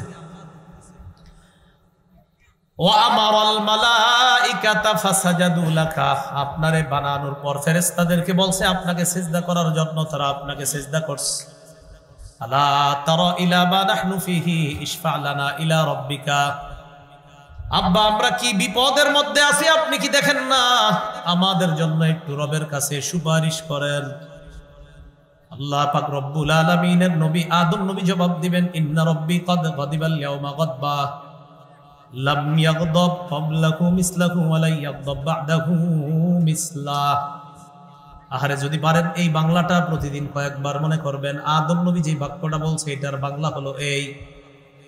সন্তানদেরকে ডাক দিয়ে বলবে, আজকে আমার রব এত রাগ করে আছে, আজকের মতো এত রাগ আগে কখনো করেনি, আজকের মতো এত রাগ ভবিষ্যতে কখনো করবে না। আদম নবী বলবে, আজকে আমার রব এত রাগ করে আছে, আজকের মতো এত রাগ আগে কখনো করেনি, আজকের মতো এত রাগ ভবিষ্যতে করবে না। রব এতটা রাগ করে আছে আজকে, আমি তোমাদের জন্য সুপারিশ করতে পারবো না। ইন্নাহু কদ নাহানি আনিশ শাজারা ফাসাইতুহু, আল্লাহ আমারে ওই গাছের কাছে যাইতে নিষেধ করছেন। আমি আল্লাহর এই নিষেধাজ্ঞা পালনে আমার দ্বারা একটু অন্যরকম হয়ে গিয়েছে। আল্লাহ যদি আজকে আমাকে বলে, আদম আপনারে আমি নিষেধ করেছিলাম গাছের কাছে যাইতে, আপনি কেন গেলেন? আমি এই টেনশনে আছি, নাফসি নাফসি নাফসি, 3 বার বলবে আমি আমার পরিত্রাণ চাই, আমি আমার পরিত্রাণ চাই, আমি আমার পরিত্রাণ চাই। 3 বার বলবে, আমি নিজেই সুপারিশ প্রত্যাশী। ইযহাবু ইলা গায়রি, তোমরা অন্য কারো কাছে যাও। ইযহাবু ইলা নূহ আলাইহিস সালাতু ওয়াস সালাম, তোমরা নূহ নবীর কাছে যাও। ফায়াতুনা নূহা, সবাই নূহ নবীর কাছে আসবে। আসার পর বলবে, ইন্নাকা আনতা আউয়ালুর রুসুল ইলা আহলিল আরদ, ও নূহ পয়গম্বর আপনি দুনিয়াবাসীর কাছে শরীয়তের প্রথম রসুল। এর মানে আল্লাহ পাক রব্বুল আলামিন শরীয়ত দিয়া সর্বপ্রথম রসুল হিসাবে দুনিয়াতে আপনাকে পাঠিয়েছে। দুনিয়াতে শিরিক শুরু হয়েছে, শরীয়ত দেখা দিস। শিরিক শুরু হয়েছে, শরীয়তের প্রয়োজনীয়তা দেখা দিস। আর শরীয়তের প্রয়োজনীয়তা যখন দেখা দিল, ওই শরীয়ত দিয়ে সর্বপ্রথম পৃথিবীবাসীর কাছে যে রসুলকে পাঠাইছেন তার নাম নূহ আলাইহিস সালাতু ওয়াস সালাম। তো জাতি গিয়ে বলবে, ওয়াকাদ সাম্মাকাল্লাহু আবদান শাকুরা, আল্লাহ আপনার নাম রাখছে শুকরগুজার বান্দা। আলা তারা ইলা মা নাহনু ফীহি ইশফা লানা ইলা রাব্বিকা, কি বিপদের মধ্যে আছি দেখেন না, আপনি আপনার রবের কাছে আমাদের জন্য সুপারিশ করেন। নূহ নবী জবাব দিবে, ইন্নাহু কদ কানাত লি দাওয়াতুন দাআউতুহা আলা কওমি, দুনিয়ার মধ্যে আল্লাহ আমাকে স্পেশাল একটা দোয়া দিয়েছিলেন। এই দোয়াটা আমি আমার জাতির বিরুদ্ধে করার কারণে আমার জাতিকে আল্লাহ পানির নিচে ডুবায় মারছে। আল্লাহ আমার একটা দোয়া দিচ্ছে, এই দোয়াটা আমি করলেই কবুল হবে। তো আমি করছি, করার পরে আল্লাহ কবুল কইরা জাতিরে পুরা ডুবাইয়া দিছে কয়েকজন ইমানদার ছাড়া। আল্লামা কাসতাল্লানী রহমতুল্লাহ আলাইহি বুখারীর হাসিয়াতে লেখছে সেখানে, ইয়া দাওয়াতুল্লাতী গারিকা বিহা আহলুল আরদ, সেটা ওই দোয়া যেই দোয়ার কারণে পুরা দুনিয়াবাসী পানির নিচে নিমজ্জিত হয়ে গিয়েছে। আজকে যদি আল্লাহ আমারে বলে, নূহ আমি আপনার এত সুন্দর একটা দোয়া করতে দিলাম, আপনি দোয়াটা আমার বান্দাদের পক্ষে না কইরা এমন দোয়া করলেন যে আমার বান্দাগুলো আমি পানির নিচে ডুবাইয়া দিলাম, আমারে প্রশ্ন করলে আমি কি জবাব দিব? আমি টেনশনে আছি। নাফসি নাফসি নাফসি 3 বার বল। আমি আমার নিজের সুপারিশ প্রত্যাশী। ইযহাবু ইলা গায়রি, আমি ছাড়া অন্য কারো কাছে যাও। ইযহাবু ইলা ইব্রাহিম আলাইহিস সালাতু ওয়াস সালাম, ইব্রাহিম নবীর কাছে যাও। ফায়াতুনা ইব্রাহিম আলাইহিস সালাতু ওয়াস সালাম, সবাই ইব্রাহিম নবীর কাছে আসবে। আসার পর বলবে, ইয়া ইব্রাহিম আনতা নবিয়্যুল্লাহি ওয়া খলিলুহু মিন আহলিল আরদ, আপনি হলেন আল্লাহর নবী এবং দুনিয়াবাসীর মধ্যে আল্লাহর খলিল। আল্লাহর খলিল কোন নবী? ইব্রাহিম। সবাই বলেন। আরেকজন আছে আল্লাহর খলিল, আমাদের নবী সাল্লাল্লাহু আলাইহি সাল্লাম, তিনিও আল্লাহর খলিল। সুবহানাল্লাহ। না চেহারা এরকম অনেকে করে লেছে, চুপ উঠে আছে। ছোটবেলা থেকে শুনছি ইব্রাহিম নবী খলিল, আপনি এখন কোন আমগো নবীও খলিল। তো এটা দলিল দিলি তো ঠিক আছে নাকি? মুসলিম শরীফের হাদিসে আছে, নবী ইন্তেকালের 5 দিন আগে বলছে, ইন্নাল্লাহা ইত্তাখাযানি খলিলা কামাত্তাখাযা ইব্রাহিমা খলিলা, আল্লাহ ইব্রাহিম নবীরে যেমন খলিল তথা অন্তরঙ্গ বন্ধু হিসাবে গ্রহণ করেছে, আমাকেও আল্লাহ খলিল হিসাবে গ্রহণ করেছে। লাউ কুনতু মুত্তাখিযান মিন উম্মতি খলিলা লাত্তাখাযতু আবা বকরিন খলিলা, আমি আমার উম্মতের কাউকে যদি আমার খলিল অন্তরঙ্গ দোস্ত বানাইতাম তো আবু বকরকে আমার খলিল তথা অন্তরঙ্গ বন্ধু বানাইতাম। কিন্তু কেন বানাই নাই? কারণ আল্লাহ না আমাকে খলিল হিসাবে গ্রহণ করছে, এই জন্য আর আমি দুনিয়ার কাউকে খলিল হিসাবে গ্রহণ করি নাই। তাহলে খলিল কয় নবী হলো? 2 নবী। মুহাম্মদ সাল্লাল্লাহু আলাইহি সাল্লামও খলিল, ইব্রাহিম নবী খলিল। ইব্রাহিম নবী নবিয়ুল্লাহ, খলিলুল্লাহ। আমাদের নবী নবিয়ুল্লাহ, রাসূলুল্লাহ, খলিলুল্লাহ, হাবিবুল্লাহ। তো ইব্রাহিম নবীরে বলবে, আপনি দুনিয়াবাসীর মধ্যে আল্লাহর প্রথম খলিল। কারণ আল্লাহ তো ইব্রাহিম নবীকে আমগো নবী দুনিয়াতে আসার অনেক আগে খলিল হিসাবে ঘোষণা করছে। তো আপনি যেহেতু খলিল, খলিল মানে অন্তরঙ্গ দোস্ত, কাছের বন্ধু, আপনি কথাটা আল্লাহরে সহজে বলতে পারবেন, যেহেতু কাছের বন্ধু আপনি। আমরা বিপদে আছি, একটু সুপারিশ করেন। ইব্রাহিম নবী জবাব দিবে, কদ কাযাবতু সালাসা কাযিবাত, দুনিয়ার মধ্যে তিনটা কথা আমি স্বাভাবিকভাবে বলতে পারতাম, স্বাভাবিক না বইলা একটু অন্যভাবে বলেছিলাম। আল্লাহ যদি আজকে আমাকে প্রশ্ন করে, আপনি তিনটা কথা এমন কেন বললেন, যে তিনটা কথা আপনি ডাইরেক্ট বললে পারতেন, ডাইরেক্ট না বলে একটু অন্যভাবে কেন বললেন, আমি কি জবাব দিব? কথার কথা, আপনাদের এই মসজিদে আমি ঢুকছি, সোজা রাস্তায় ঢুকতে পারতাম, এই দিকটা না ঢুকে আইল দিয়ে আসছি তো আমি। আপনারা আমারে বললেন আপনি সোজাটা জানে আইসা আইল দিয়ে কেন আসলেন, আমি কি জবাব দেবো? কথার কথা, আইল দিয়ে গেলেও যাওয়া হয়, রাস্তা দিয়ে গেলেও যাওয়া হয়, কোনো সমস্যা হয় নাই তো, মানে আমি একটু এটা দিয়ে না গিয়ে অন্য জায়গায় দিয়ে গেছি। হ্যাঁ, ইব্রাহিম নবী বলবেন, আল্লাহ যদি আমাকে বলে আপনি সোজা এটা তিনটা কথা বলতে পারতেন, একটু অন্যভাবে আপনি কেন বললেন? অবশ্যই ইব্রাহিম নবীর তিনটা কথাই সঠিক কথা, সত্য কথা, কোনো সমস্যা নাই, কিন্তু ওনার মনে হবে আল্লাহ যদি আজকে আমারে বলে ফেলে আমি কি করব? এক নাম্বার, ইব্রাহিম নবীকে তার জাতি মেলায় যাওয়ার সময় কইছে, চলো মেলায়। মেলায় গেলে শিরকি কাম হয়। কিসের কাজ হয়? শিরকি। তো শিরকি কাজ করাটাই তো আপনার একটা অসুস্থতা। এটা কেমনে করবো আমি? এটা শিরকি কাজ, এটাই তো একটা অসুস্থতা। উনি বললেন, ইন্নী সাকিম, আমি অসুস্থ। ওনার উদ্দেশ্য আমি মানসিকভাবে অসুস্থ, আর জাতি বুঝছে সে শারীরিক অসুস্থ, জনগণ বুঝছে শারীরিক অসুস্থ। ইব্রাহিম নবীর টার্গেট হলো এই জায়গায় যাওয়াটাই তো অসুস্থতা, আমি এই অসুস্থতা নিয়ে ওখানে যাব না। তো ওনার টার্গেট আমি মানসিকভাবে এখন অসুস্থ, আমি যাব না। ওরা মনে করছে মনে হয় বাস্তবিক শারীরিক অসুস্থ। এটা আল্লাহ যদি আজকে বলে ফেলে, আপনি এমন কথা কেন বললেন যেটা জাতি বুঝছে একটা, আপনি বুঝছেন আর একটা। দুই নাম্বার, আমার জাতি মেলায় গেছে, যাওয়ার পর তারা মেলা থেকে আসার আগে আমি কি করলাম, তাদের ইবাদতখানায় ঢুকছি। ঢুকার পর তাদের যতগুলা খোদা আছে বানানো, সবগুলারে টুকরা টুকরা করে ফেলছে। আল্লাহ কোরআনে বলছে, ফাজআলাহুম জুযাদান ইল্লা কাবীরান লাহুম লাআল্লাহুম ইলাইহি ইয়ারজিউন। ইব্রাহিম নবী সবগুলা খোদা টুকরা টুকরা করে ফেললেন, বড়টা ছাড়া, ইল্লা কাবীরান লাহুম, বড়টা ছাড়া, লাআল্লাহুম ইলাইহি ইয়ারজিউন, সবাই যেন মেলা থেকে এসে বড়টার কাছে প্রত্যাবর্তন করে ফিরে যায়। তো গিয়ে বলবে, কিও বড় সাহেব, ছোটগুলার এই অবস্থা কেন? সবাই আসছে, আসার পর ওই ঘরে ঢুকছে। ঢুকার পর দেখে সবগুলা টুকরা টুকরা, একটা সারা। ক্বালু সামি'না ফাতাই ইয়াযকুরুহুম ইউকালু লাহু ইব্রাহিম।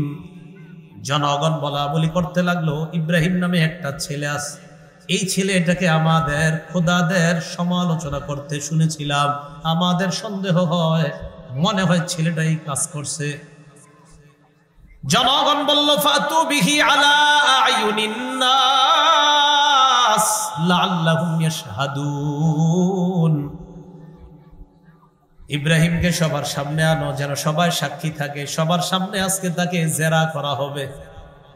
ইব্রাহিম নবীকে ডাকছে, ডাকার পর বললেন, আনতা ফালতা হাদা বিআলিহাতিনা ইয়া ইব্রাহিম। ইব্রাহিম, এগুলা তুমি করছো? এই যে টুকরা টুকরা করছো? ইব্রাহিম নবী জবাব দিলেন, বাল ফালাহু কাবীরুহুম হাযা।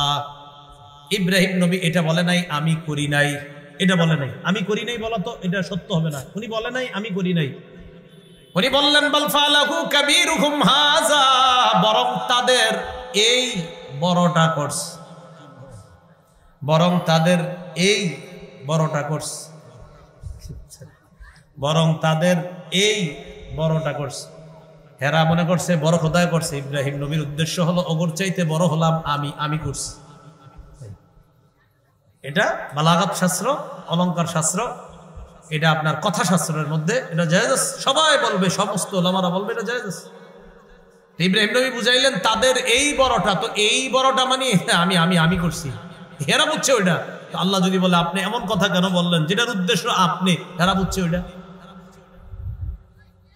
সব ওলামায়ে কেরাম, মুফতিয়ানে কেরাম বলবে ইব্রাহিম নবীর কোনো অন্যায় না এটা, কিন্তু এই অন্যায় নাটাকে উনি অন্যায় মনে করে করবে কি, আমি আমার পরিত্রাণ চাই, আমি পারবো না সুপারিশ করতে। তাহলে এই অবস্থা যদি নবীর হয়, আমগো যাদের অপরাধ ক্যালকুলেটারও ধরবে না, কি অবস্থা হবে? আল্লাহ আমগরে হেফাজত করেন। আল্লাহ যেইভাবে আমাদেরকে রহমতের চাদরে ইমানে বসায় রাখছে, আমাদের সবাইয়ের জন্য আল্লাহ রহমতের চাদরে আবদ্ধ করে পুল সিরাতের উপর দিয়ে নিরাপদে জান্নাতে পৌঁছায়। আল্লাহ রহমত ছাড়া কোনো উপায় থাকবে না আমাদের। 3 নাম্বার, ইব্রাহিম নবী তার বিবিকে নিয়ে রওনা করছে ইরাক থেকে শামে। শামে যাওয়ার সময় মিশরের উপর দিয়ে যখন যাচ্ছে, মিশরের তৎকালীন বাদশার নাম সিনান ইবনে ইলওয়ান। এই বাদশার একটা খারাপ অভ্যাস হলো, সুন্দরী কোনো রমণীর কথা জানলে তার সাথে অপকর্ম করার চেষ্টা চালাইতো, দিল থেকে আওয়াজ দিয়ে নাউজুবিল্লাহ। ইব্রাহিম নবীর বিবি নিয়ে রওনা করছে, বাদশার কানে গেছে, বাদশার সামনে ডাকা হলো। ইব্রাহিম নবী শিখিয়ে দিলেন, বাদশা প্রশ্ন করলে তুমি জবাব দিবা, তুমি আমার বোন হও, বিবি হও, এটা বলবা না। কি হও? বোন হও। বোন বোন কেমনে? সারা আদমের মেয়ে, ইব্রাহিম নবী আদমের ছেলে, সেই হিসাবে ভাই বোন। সারা আদমের মেয়ে, ইব্রাহিম নবী আদমের ছেলে, ভাই বোন। লম্পটের দুশ্চরিত্রর যে খারাপ চরিত্র, এই লম্পটের এই ভয়ঙ্কর কুচরিত্র থেকে বাঁচার জন্য নিজের বিবিরে সামান্য সময় এরকম বোন বলাটা, এটা সবাই বলবে এটা কোনো অপরাধ না, কিন্তু ইব্রাহিম নবীর মনে হবে আল্লাহ যদি বলে ফেলে আপনি কেন বিবিরে বলছেন বোন, আমি কি করব? নফসি নফসি নফসি, আমি আমার নিজের সুপারিশ প্রত্যাশী। ইযহাবু ইলা গায়রি ইযহাবু ইলা মূসা আলাইহিস সালাতু ওয়াস সালাম, আমি ছাড়া অন্য কারো কাছে যাও, মূসা নবীর কাছে যাও। ফায়াতুনা মূসা, সবাই মূসা নবীর কাছে আসবে, আসার পর বলবে আনতা রাসূলুল্লাহ। মূসা নবীকে বলবে আপনি আল্লাহর রাসূল, ফাদ্দালাকাল্লাহু বিরিসালাতিহি ওয়া বিকালামিহি আলান নাস। মূসা নবীকে গিয়ে বলবে, মূসা আপনি আল্লাহর রাসূল, আল্লাহ আপনাকে রিসালাত আর কথা বলার মাধ্যমে দুনিয়ার মধ্যে আপনি দাঁড়িয়ে দাঁড়িয়ে পাহাড়ের উপর দাঁড়িয়ে আল্লাহর সাথে কথা বলতে পারতেন। আজকে আমাদের জন্য আল্লাহর সাথে আপনি কথা বলেন। আল্লাহ আপনাকে রিসালাত দান করেছেন, কথা বলার নিয়ামত দিয়েছেন।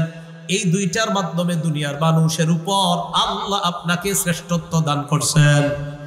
আজকে আমাদের জন্য একটু সুপারিশ করেন। আল্লাহ তারা ইলা মা নাহনু ফি, কি মুসিবতের মধ্যে আছি আপনি দেখেন না। মূসা নবী জবাব দিবে, কাদ কাতালতু নাফসান লাম উমার বিকাতলিহা, আমি দুনিয়ার মধ্যে একজনরে মাইরা ফেলছি, যারে মারার হুকুম আমারে করা হয় নাই। আল্লাহ বলেন, ফাওয়াকাযাহু মূসা ফাকাদা আলাইহি, মূসা নবী একজনরে ঘুষি মারছে, লোকটা মরে গেছে। মারা যাওয়ার পর মূসা নবী বললেন, ক্বালা রাব্বি ইন্নী যালামতু নাফসি ফাগফিরলি ফাগফারা লা, আল্লাহ আমি নিজের উপর জুলুম করছি, আমারে তুমি মাফ করে দাও। আল্লাহ কোরআনে কয়, আমি আল্লাহ মূসাকে মাফ করে দিলাম।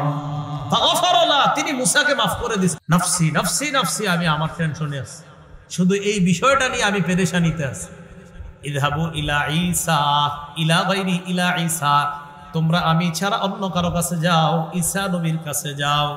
ফায়াতুনা ঈসা, সবাই ঈসা নবীর কাছে আসবে, আসার পর বলবে আনতা রাসূলুল্লাহ ওয়া কালিমাতুহু আলকাহা ইলা মারইয়াম ওয়া রূহুম মিন, ঈসা নবীর বলবে আপনি আল্লাহর রাসূল, আল্লাহর কালিমা, যে কালিমা আল্লাহ মারইয়ামের মধ্যে নিক্ষেপ করেছেন, মারইয়ামের পেট থেকে বাবা ছাড়া সন্তান হিসাবে দুনিয়াতে আপনাকে মানুষের সামনে প্রকাশ করে আল্লাহ তার কুদরতের পরিচয় দিয়ে দিয়েছেন। বাপ ছাড়া যে মানুষ বানাইতে পারে আল্লাহ এটা দেখায় দিচ্ছে। এখন এই জায়গায় প্রশ্ন, আবার ঈসা নবী কিসের তৈরি?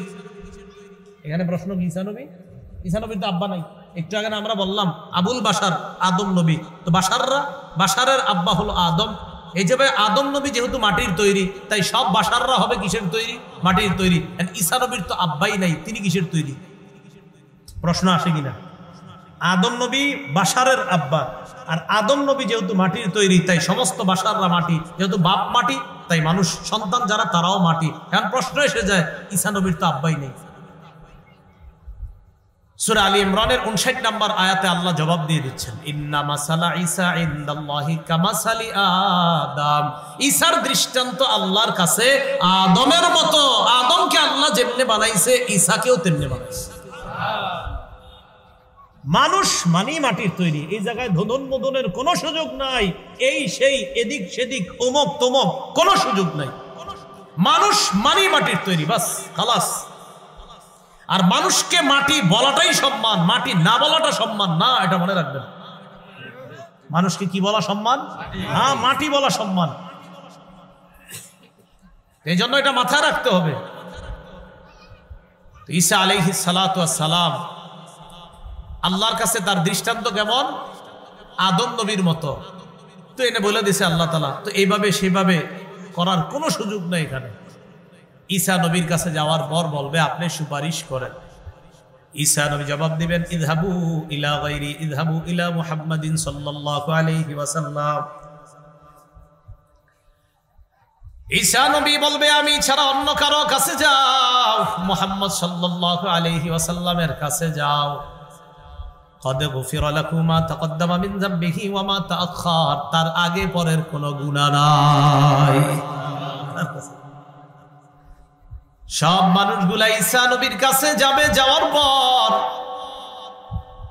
ঈসা আলাইহিস সালাতু ওয়াস সালাম মুহাম্মদ সাল্লাল্লাহু আলাইহি ওয়াসাল্লামের কাছে যাবে। যাওয়ার পর মুহাম্মদ সাল্লাল্লাহু আলাইহি ওয়াসাল্লাম বলেন, ফাআনতালিকু ফাআতি তাহতাল আরশ, আমি যাইতে যাইতে আরশের নিচে যাব। যাওয়ার পর ফাআকাউ সাজিদান লিরাব্বি, আল্লাহর দরবারে সিজদায় পড়ে যাব। ফায়াদাউনি মা শাআল্লাহু আইয়াদা, আল্লাহ যতক্ষণ চায় সিজদার মধ্যে পড়ে থাকব। ফাআহমাদুহু বিতাহমিদিন ইউআল্লিমুনি, আল্লাহ আমারে এমন প্রশংসার বাক্য শিখিয়ে দিবে, ওই প্রশংসার শব্দ দ্বারা আমি আল্লাহর প্রশংসা করব। আমি আল্লাহর প্রশংসা করব, এমন কিছু শব্দ আল্লাহ আমাকে শিখিয়ে দিবেন, ওইগুলো দ্বারা আমি আল্লাহর প্রশংসা করব। এরপর আমাকে বলা হবে, ইরফা রাসাক, মুহাম্মদ আপনি মাথা উঠান। আমি মাথা উঠাবো। উঠানোর পর আমাকে তিনটা কথা বলবে। বলেন কয়টা? এক নাম্বার সাল তু'তা, আপনি চান আপনাকে দেওয়া হবে। দুই নাম্বার কুল তুসমা, আপনি বলেন আপনার কথা শোনা হবে। তিন নাম্বার ওয়াশফা তুশাফা, আপনি সুপারিশ করেন, আপনার সুপারিশ মঞ্জুর করা হবে। রাসূলুল্লাহ সাল্লাল্লাহু আলাইহি সাল্লাম তার সুপারিশে বিচার ব্যবস্থা শুরু হবে। তো আল্লাহ বিচার ছাড়াই নবীজিকে বলবেন, আদখিল মিন উম্মাতিক মান লা হিসাব আলাইহিম মিনাল বাবিল আইমান মিন আবওয়াবিল জান্নাহ, জান্নাতের ডান পাশের দরজা দিয়ে আপনার উম্মতের যাদের কোনো হিসাব হবে না, এই পরিমাণ একদল মানুষকে, অন্য হাদিসে আসছে ৭০ আলফান, ৭০,০০০কে বিনা হিসাবে জান্নাতের ডান পাশের দরজা দিয়ে প্রবেশ করা হবে। কয় হাজার? এটা অন্য হাদিসের মধ্যে আছে ৭০,০০০। কিতাবুর রিকাকের মধ্যে একটা হাদিস আছে, রাসূলুল্লাহ সাল্লাল্লাহু আলাইহি সাল্লাম বলেন, ইয়াদখুলু মিন উম্মতি আল জান্নাতা ৭০ আলফান বিগাইরি হিসাব, আমার উম্মতের ৭০,০০০ হিসাব ছাড়া জান্নাতে যাবে। বলেন কয় হাজার? আর এক বর্ণনাকারী সন্দেহ করে বলেন ৭০০ আলফিন, ৭০,০০০ নাকি ৭ লাখ? নবী বলছে আমার সন্দেহ। বর্ণনাকারী কয় কি নবী কি ৭০,০০০ বলছে নাকি ৭ লাখ বলছে, এটা সন্দেহ। যে ৭০,০০০ হোক আর ৭ লাখ হোক, বিনা হিসাবে জান্নাতে যাবে। বিনা হিসাবে যারা জান্নাতে যাবে তারা তিনটা গুণের কারণে জান্নাতে যাবে। জোরে বলেন কয়টা? এক নাম্বার হুমুল্লাযীনা লা ইস্তারকুন, তারা দুনিয়ার মধ্যে গায়রুল্লাহর নামে ঝাড়ফুঁক করত না। কার নামে? গায়রুল্লাহর নামে ঝাড়ফুঁক করত না, কুফরি কালাম করে। আল্লাহ ছাড়া অন্য কারো নামে ঝাড়ফুঁক করা, এই ঝাড়ফুঁক করত না গায়রুল্লাহর নামে। দুই নাম্বার ওয়ালা ইয়াতাতায়্যারুনা, তারা শুভ অশুভ লক্ষণ নির্ধারণ করত না। সকালবেলা দরজার মধ্যে মাথা ভারী লাগছে, আজকে সারাটা দিন যে কেমন যায়, এই যে শুভ লক্ষণ অশুভ লক্ষণ নির্ধারণ করছে। বাসে সকালবেলা ভারী লাগছে, আজকে সারাদিন খবর আছে, অশুভ লক্ষণ নির্ধারণ করছে। একজনের সাথে সকালবেলা ধাক্কা লাগছে, ও তোর সাথে ধাক্কা লাগছে, হইছে আজকে আমার। এই অশুভ লক্ষণ নির্ধারণ করছে। এটা সকালবেলা দোকানদারের কাছে আসছে, আইসা কয়েক 1 কেজি পোলার চাউল দেন, বাড়িতে মেহমান আসছে তো দিস, দেওয়ার পর পকেটে হাত দিয়ে ভাই টাকাটা দিয়ে ভুলে গেছে, দৌড়ে নিয়ে আসতেছে, বা টাকা আনেন নাই, কয় না, এই তো আপনি শুরুতে বাকি নিলেন, সারাটা দিন আজকে খারাপ যায়। শিরক স্পষ্ট অশুভ লক্ষণ নির্ধারণ করছে। আপনার কে কইছে বাকি দিলে সারাদিন খারাপ যাইব? এটা পৃথিবীর কোন জাল কিতাবে আছে এটাই কোন মানে সহি অসহি পরে আগে জাল কিতাবটা দেখান। কি কিতাব? কি কিতাব? জাল। জাল জালও লেখা থাকে, অনেক অনেক জাল বর্ণনা লেখা থাকে, এই জাল বর্ণনাটাই লেখা দেখান। যেটা সহি দঈফ তো প্রশ্নই আসে না, জাল জালে যে লেখা আছে কোত্থেকে যে এগুলা পায় আল্লাহ। শুভ অশুভ লক্ষণ নির্ধারণ করতো না, 2 নাম্বার। 3 নাম্বার, ওয়া আলা রাব্বিহিম ইয়াতাওয়াক্কালুন, তারা আল্লাহর উপর ভরসা করত। সুবহানাল্লাহ। তাহলে কয় গুণ? 3 গুণ। 1 নাম্বার, লা ইয়াস্তারকুনা, গায়রুল্লাহর নামে ঝাড়ফুঁক করতো না। 2 নাম্বার, ওয়ালা ইয়াতাতাইয়ারুনা, শুভ অশুভ লক্ষণ নির্ধারণ করতো না। 3 নাম্বার, ওয়া আলা রাব্বিহিম ইয়াতাওয়াক্কালুন, এরা আল্লাহর উপর ভরসা করত। এই 3টা স্পেশাল গুণের কারণে বিনা হিসাবে তাদের ঠিকানা জান্নাত। এর মানে আপনারা আবার এই 3টা থেকে বিরত থাকলেন। কথার কথা, আপনি ঝাড়ফুঁক গায়রুল্লাহর নামে ঝাড়ফুঁক করলেন না, আপনি সব শুভ অশুভ লক্ষণ নির্ধারণ করলেন না, আর আল্লাহর উপরে ভরসা, সব ঠিক আছে, আবার 5 ওয়াক্ত নামাজ পড়েন না, এরকম না কিন্তু বিষয়টা। সব ঠিক থাকতে হবে, ঠিক রাইখা এগুলো আপনি আর কি বেঁচে আছেন, এগুলা বিষয়টা হলো এই। আল্লাহ বুঝার তৌফিক দান করেন। রাসূলুল্লাহ সাল্লাল্লাহু আলাইহি ওয়াসাল্লাম বলেন, ডান পাশের দরজাটা দিয়ে যে উম্মত যাবে, দরজার কপাট কত বড় জানো?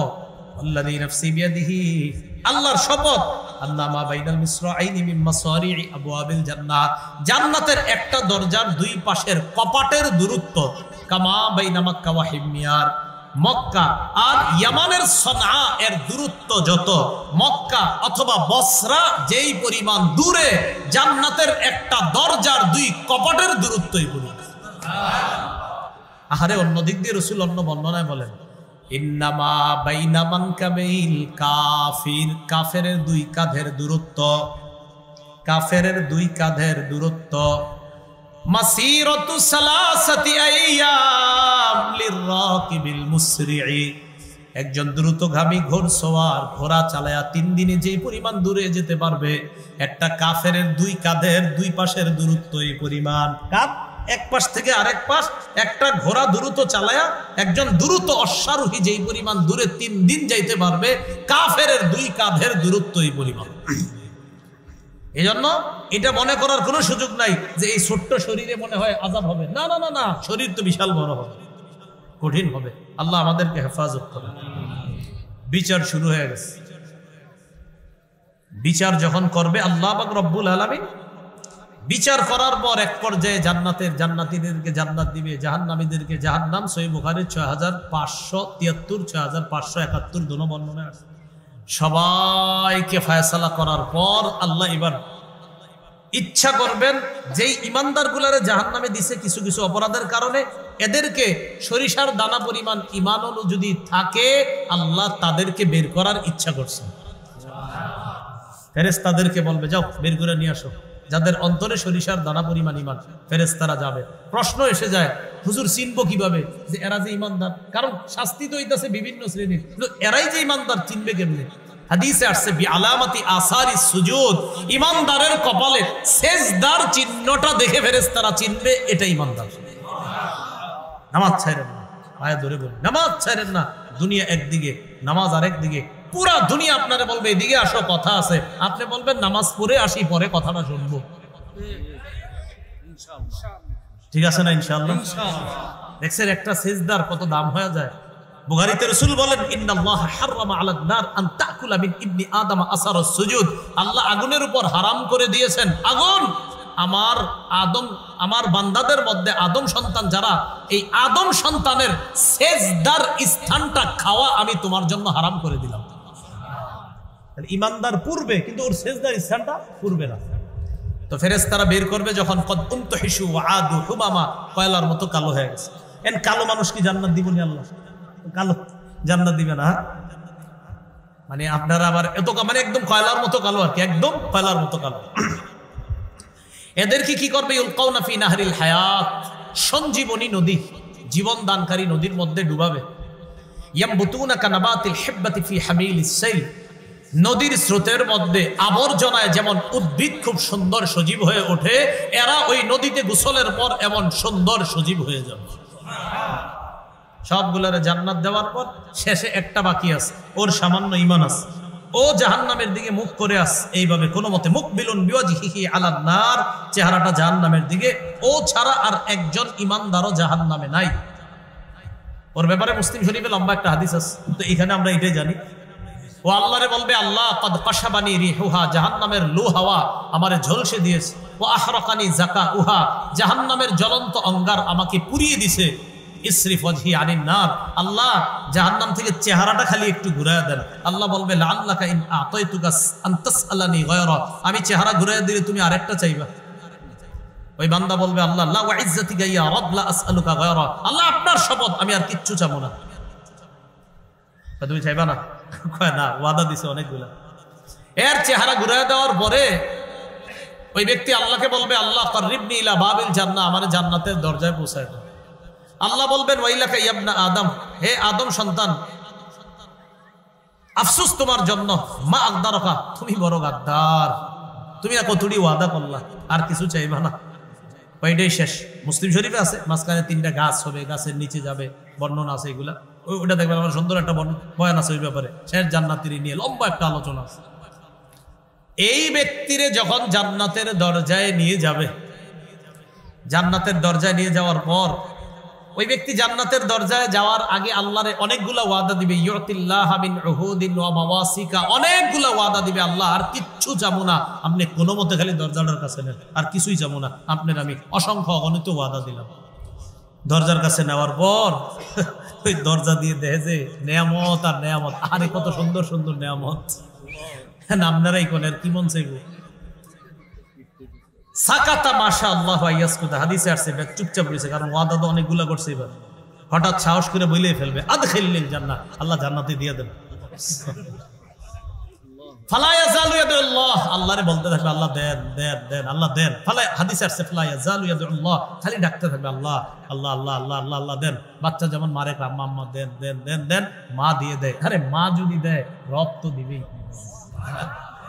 বারবার বলবে, আল্লাহ দেন দেন। আসলে আল্লাহ এগুলা করাইতেছে, ওই যে রহমত, আল্লাহর দয়া মায়া। এক পর্যায়ে হাত্তা দহিকার রব, ওর বাচ্চা সুলভ আচরণে আল্লাহ হাসি দিবে, আল্লাহ হেসে দিবে। আমগো নবী হাইসা দিস, এটা বললেন সুবহানাল্লাহ। নবী যে হাইসা সাহাবীদেরকে কয়, আমার জিজ্ঞাসা করবা না কেন হাসলাম? সাহাবীরা কয়, হুজুর কেন হাসছেন? আল্লাহ হাসছে তাই আমি হাসছি। আল্লাহ হেসে তাকে জান্নাত দিয়ে দিবে। জান্নাত দেওয়ার পর আরেক সমস্যা কি, জান্নাতে গিয়ে দেখে কি যার যার জান্নাত বালাখানা শেষে দখল করে আছে। আল্লাহরে বলে, আল্লাহ ইন্নাহা মালআ, এটা সহিহ বুখারী 6571 নম্বর হাদিসে আছে। আল্লাহ জান্নাত তো পরিপূর্ণ। আল্লাহ কয় ফাদখুল, যাও তুমি, আবার যাও। আবার গেছে আয়েশা কয়, আল্লাহ ইন্নাহা মালআ, পরিপূর্ণ। কয় ফাদখুল, আরে যাও তুমি। আবার আয়েশা কয়, আল্লাহ ইন্নাহা মালআ, পরিপূর্ণ। আল্লাহ কয় ঠিক আছে, তামান্না মিন কাজা, ওইটা চাও আমার কাছে, তামান্না মিন কাজা, ওইটা চাও। না, আল্লাহ শিখিয়ে দিবে, ওইটা চাও, ওইটা চাও, ওইটা চাও। রব কত দয়া দেখেন, বান্দারে শিখায়, তুমি ওইটা চাও, ওইটা চাও, চাইয়া আমার কাছ থেকে নাও, চাও আমি দেই।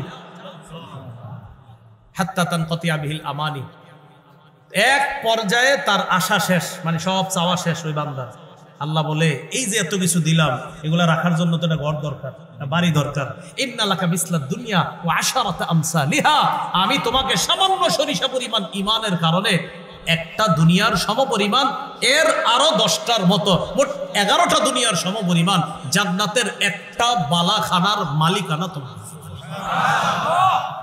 সামান্য ঈমান। বলেন আমরা, বলেন আমরা কুফুর মুক্ত, শিরিক মুক্ত, বেদাত মুক্ত, খাঁটি ঈমান নিয়ে আল্লাহর কাছে উপস্থিত হয়ে তার রহমতের চাদরে আবদ্ধ হয়ে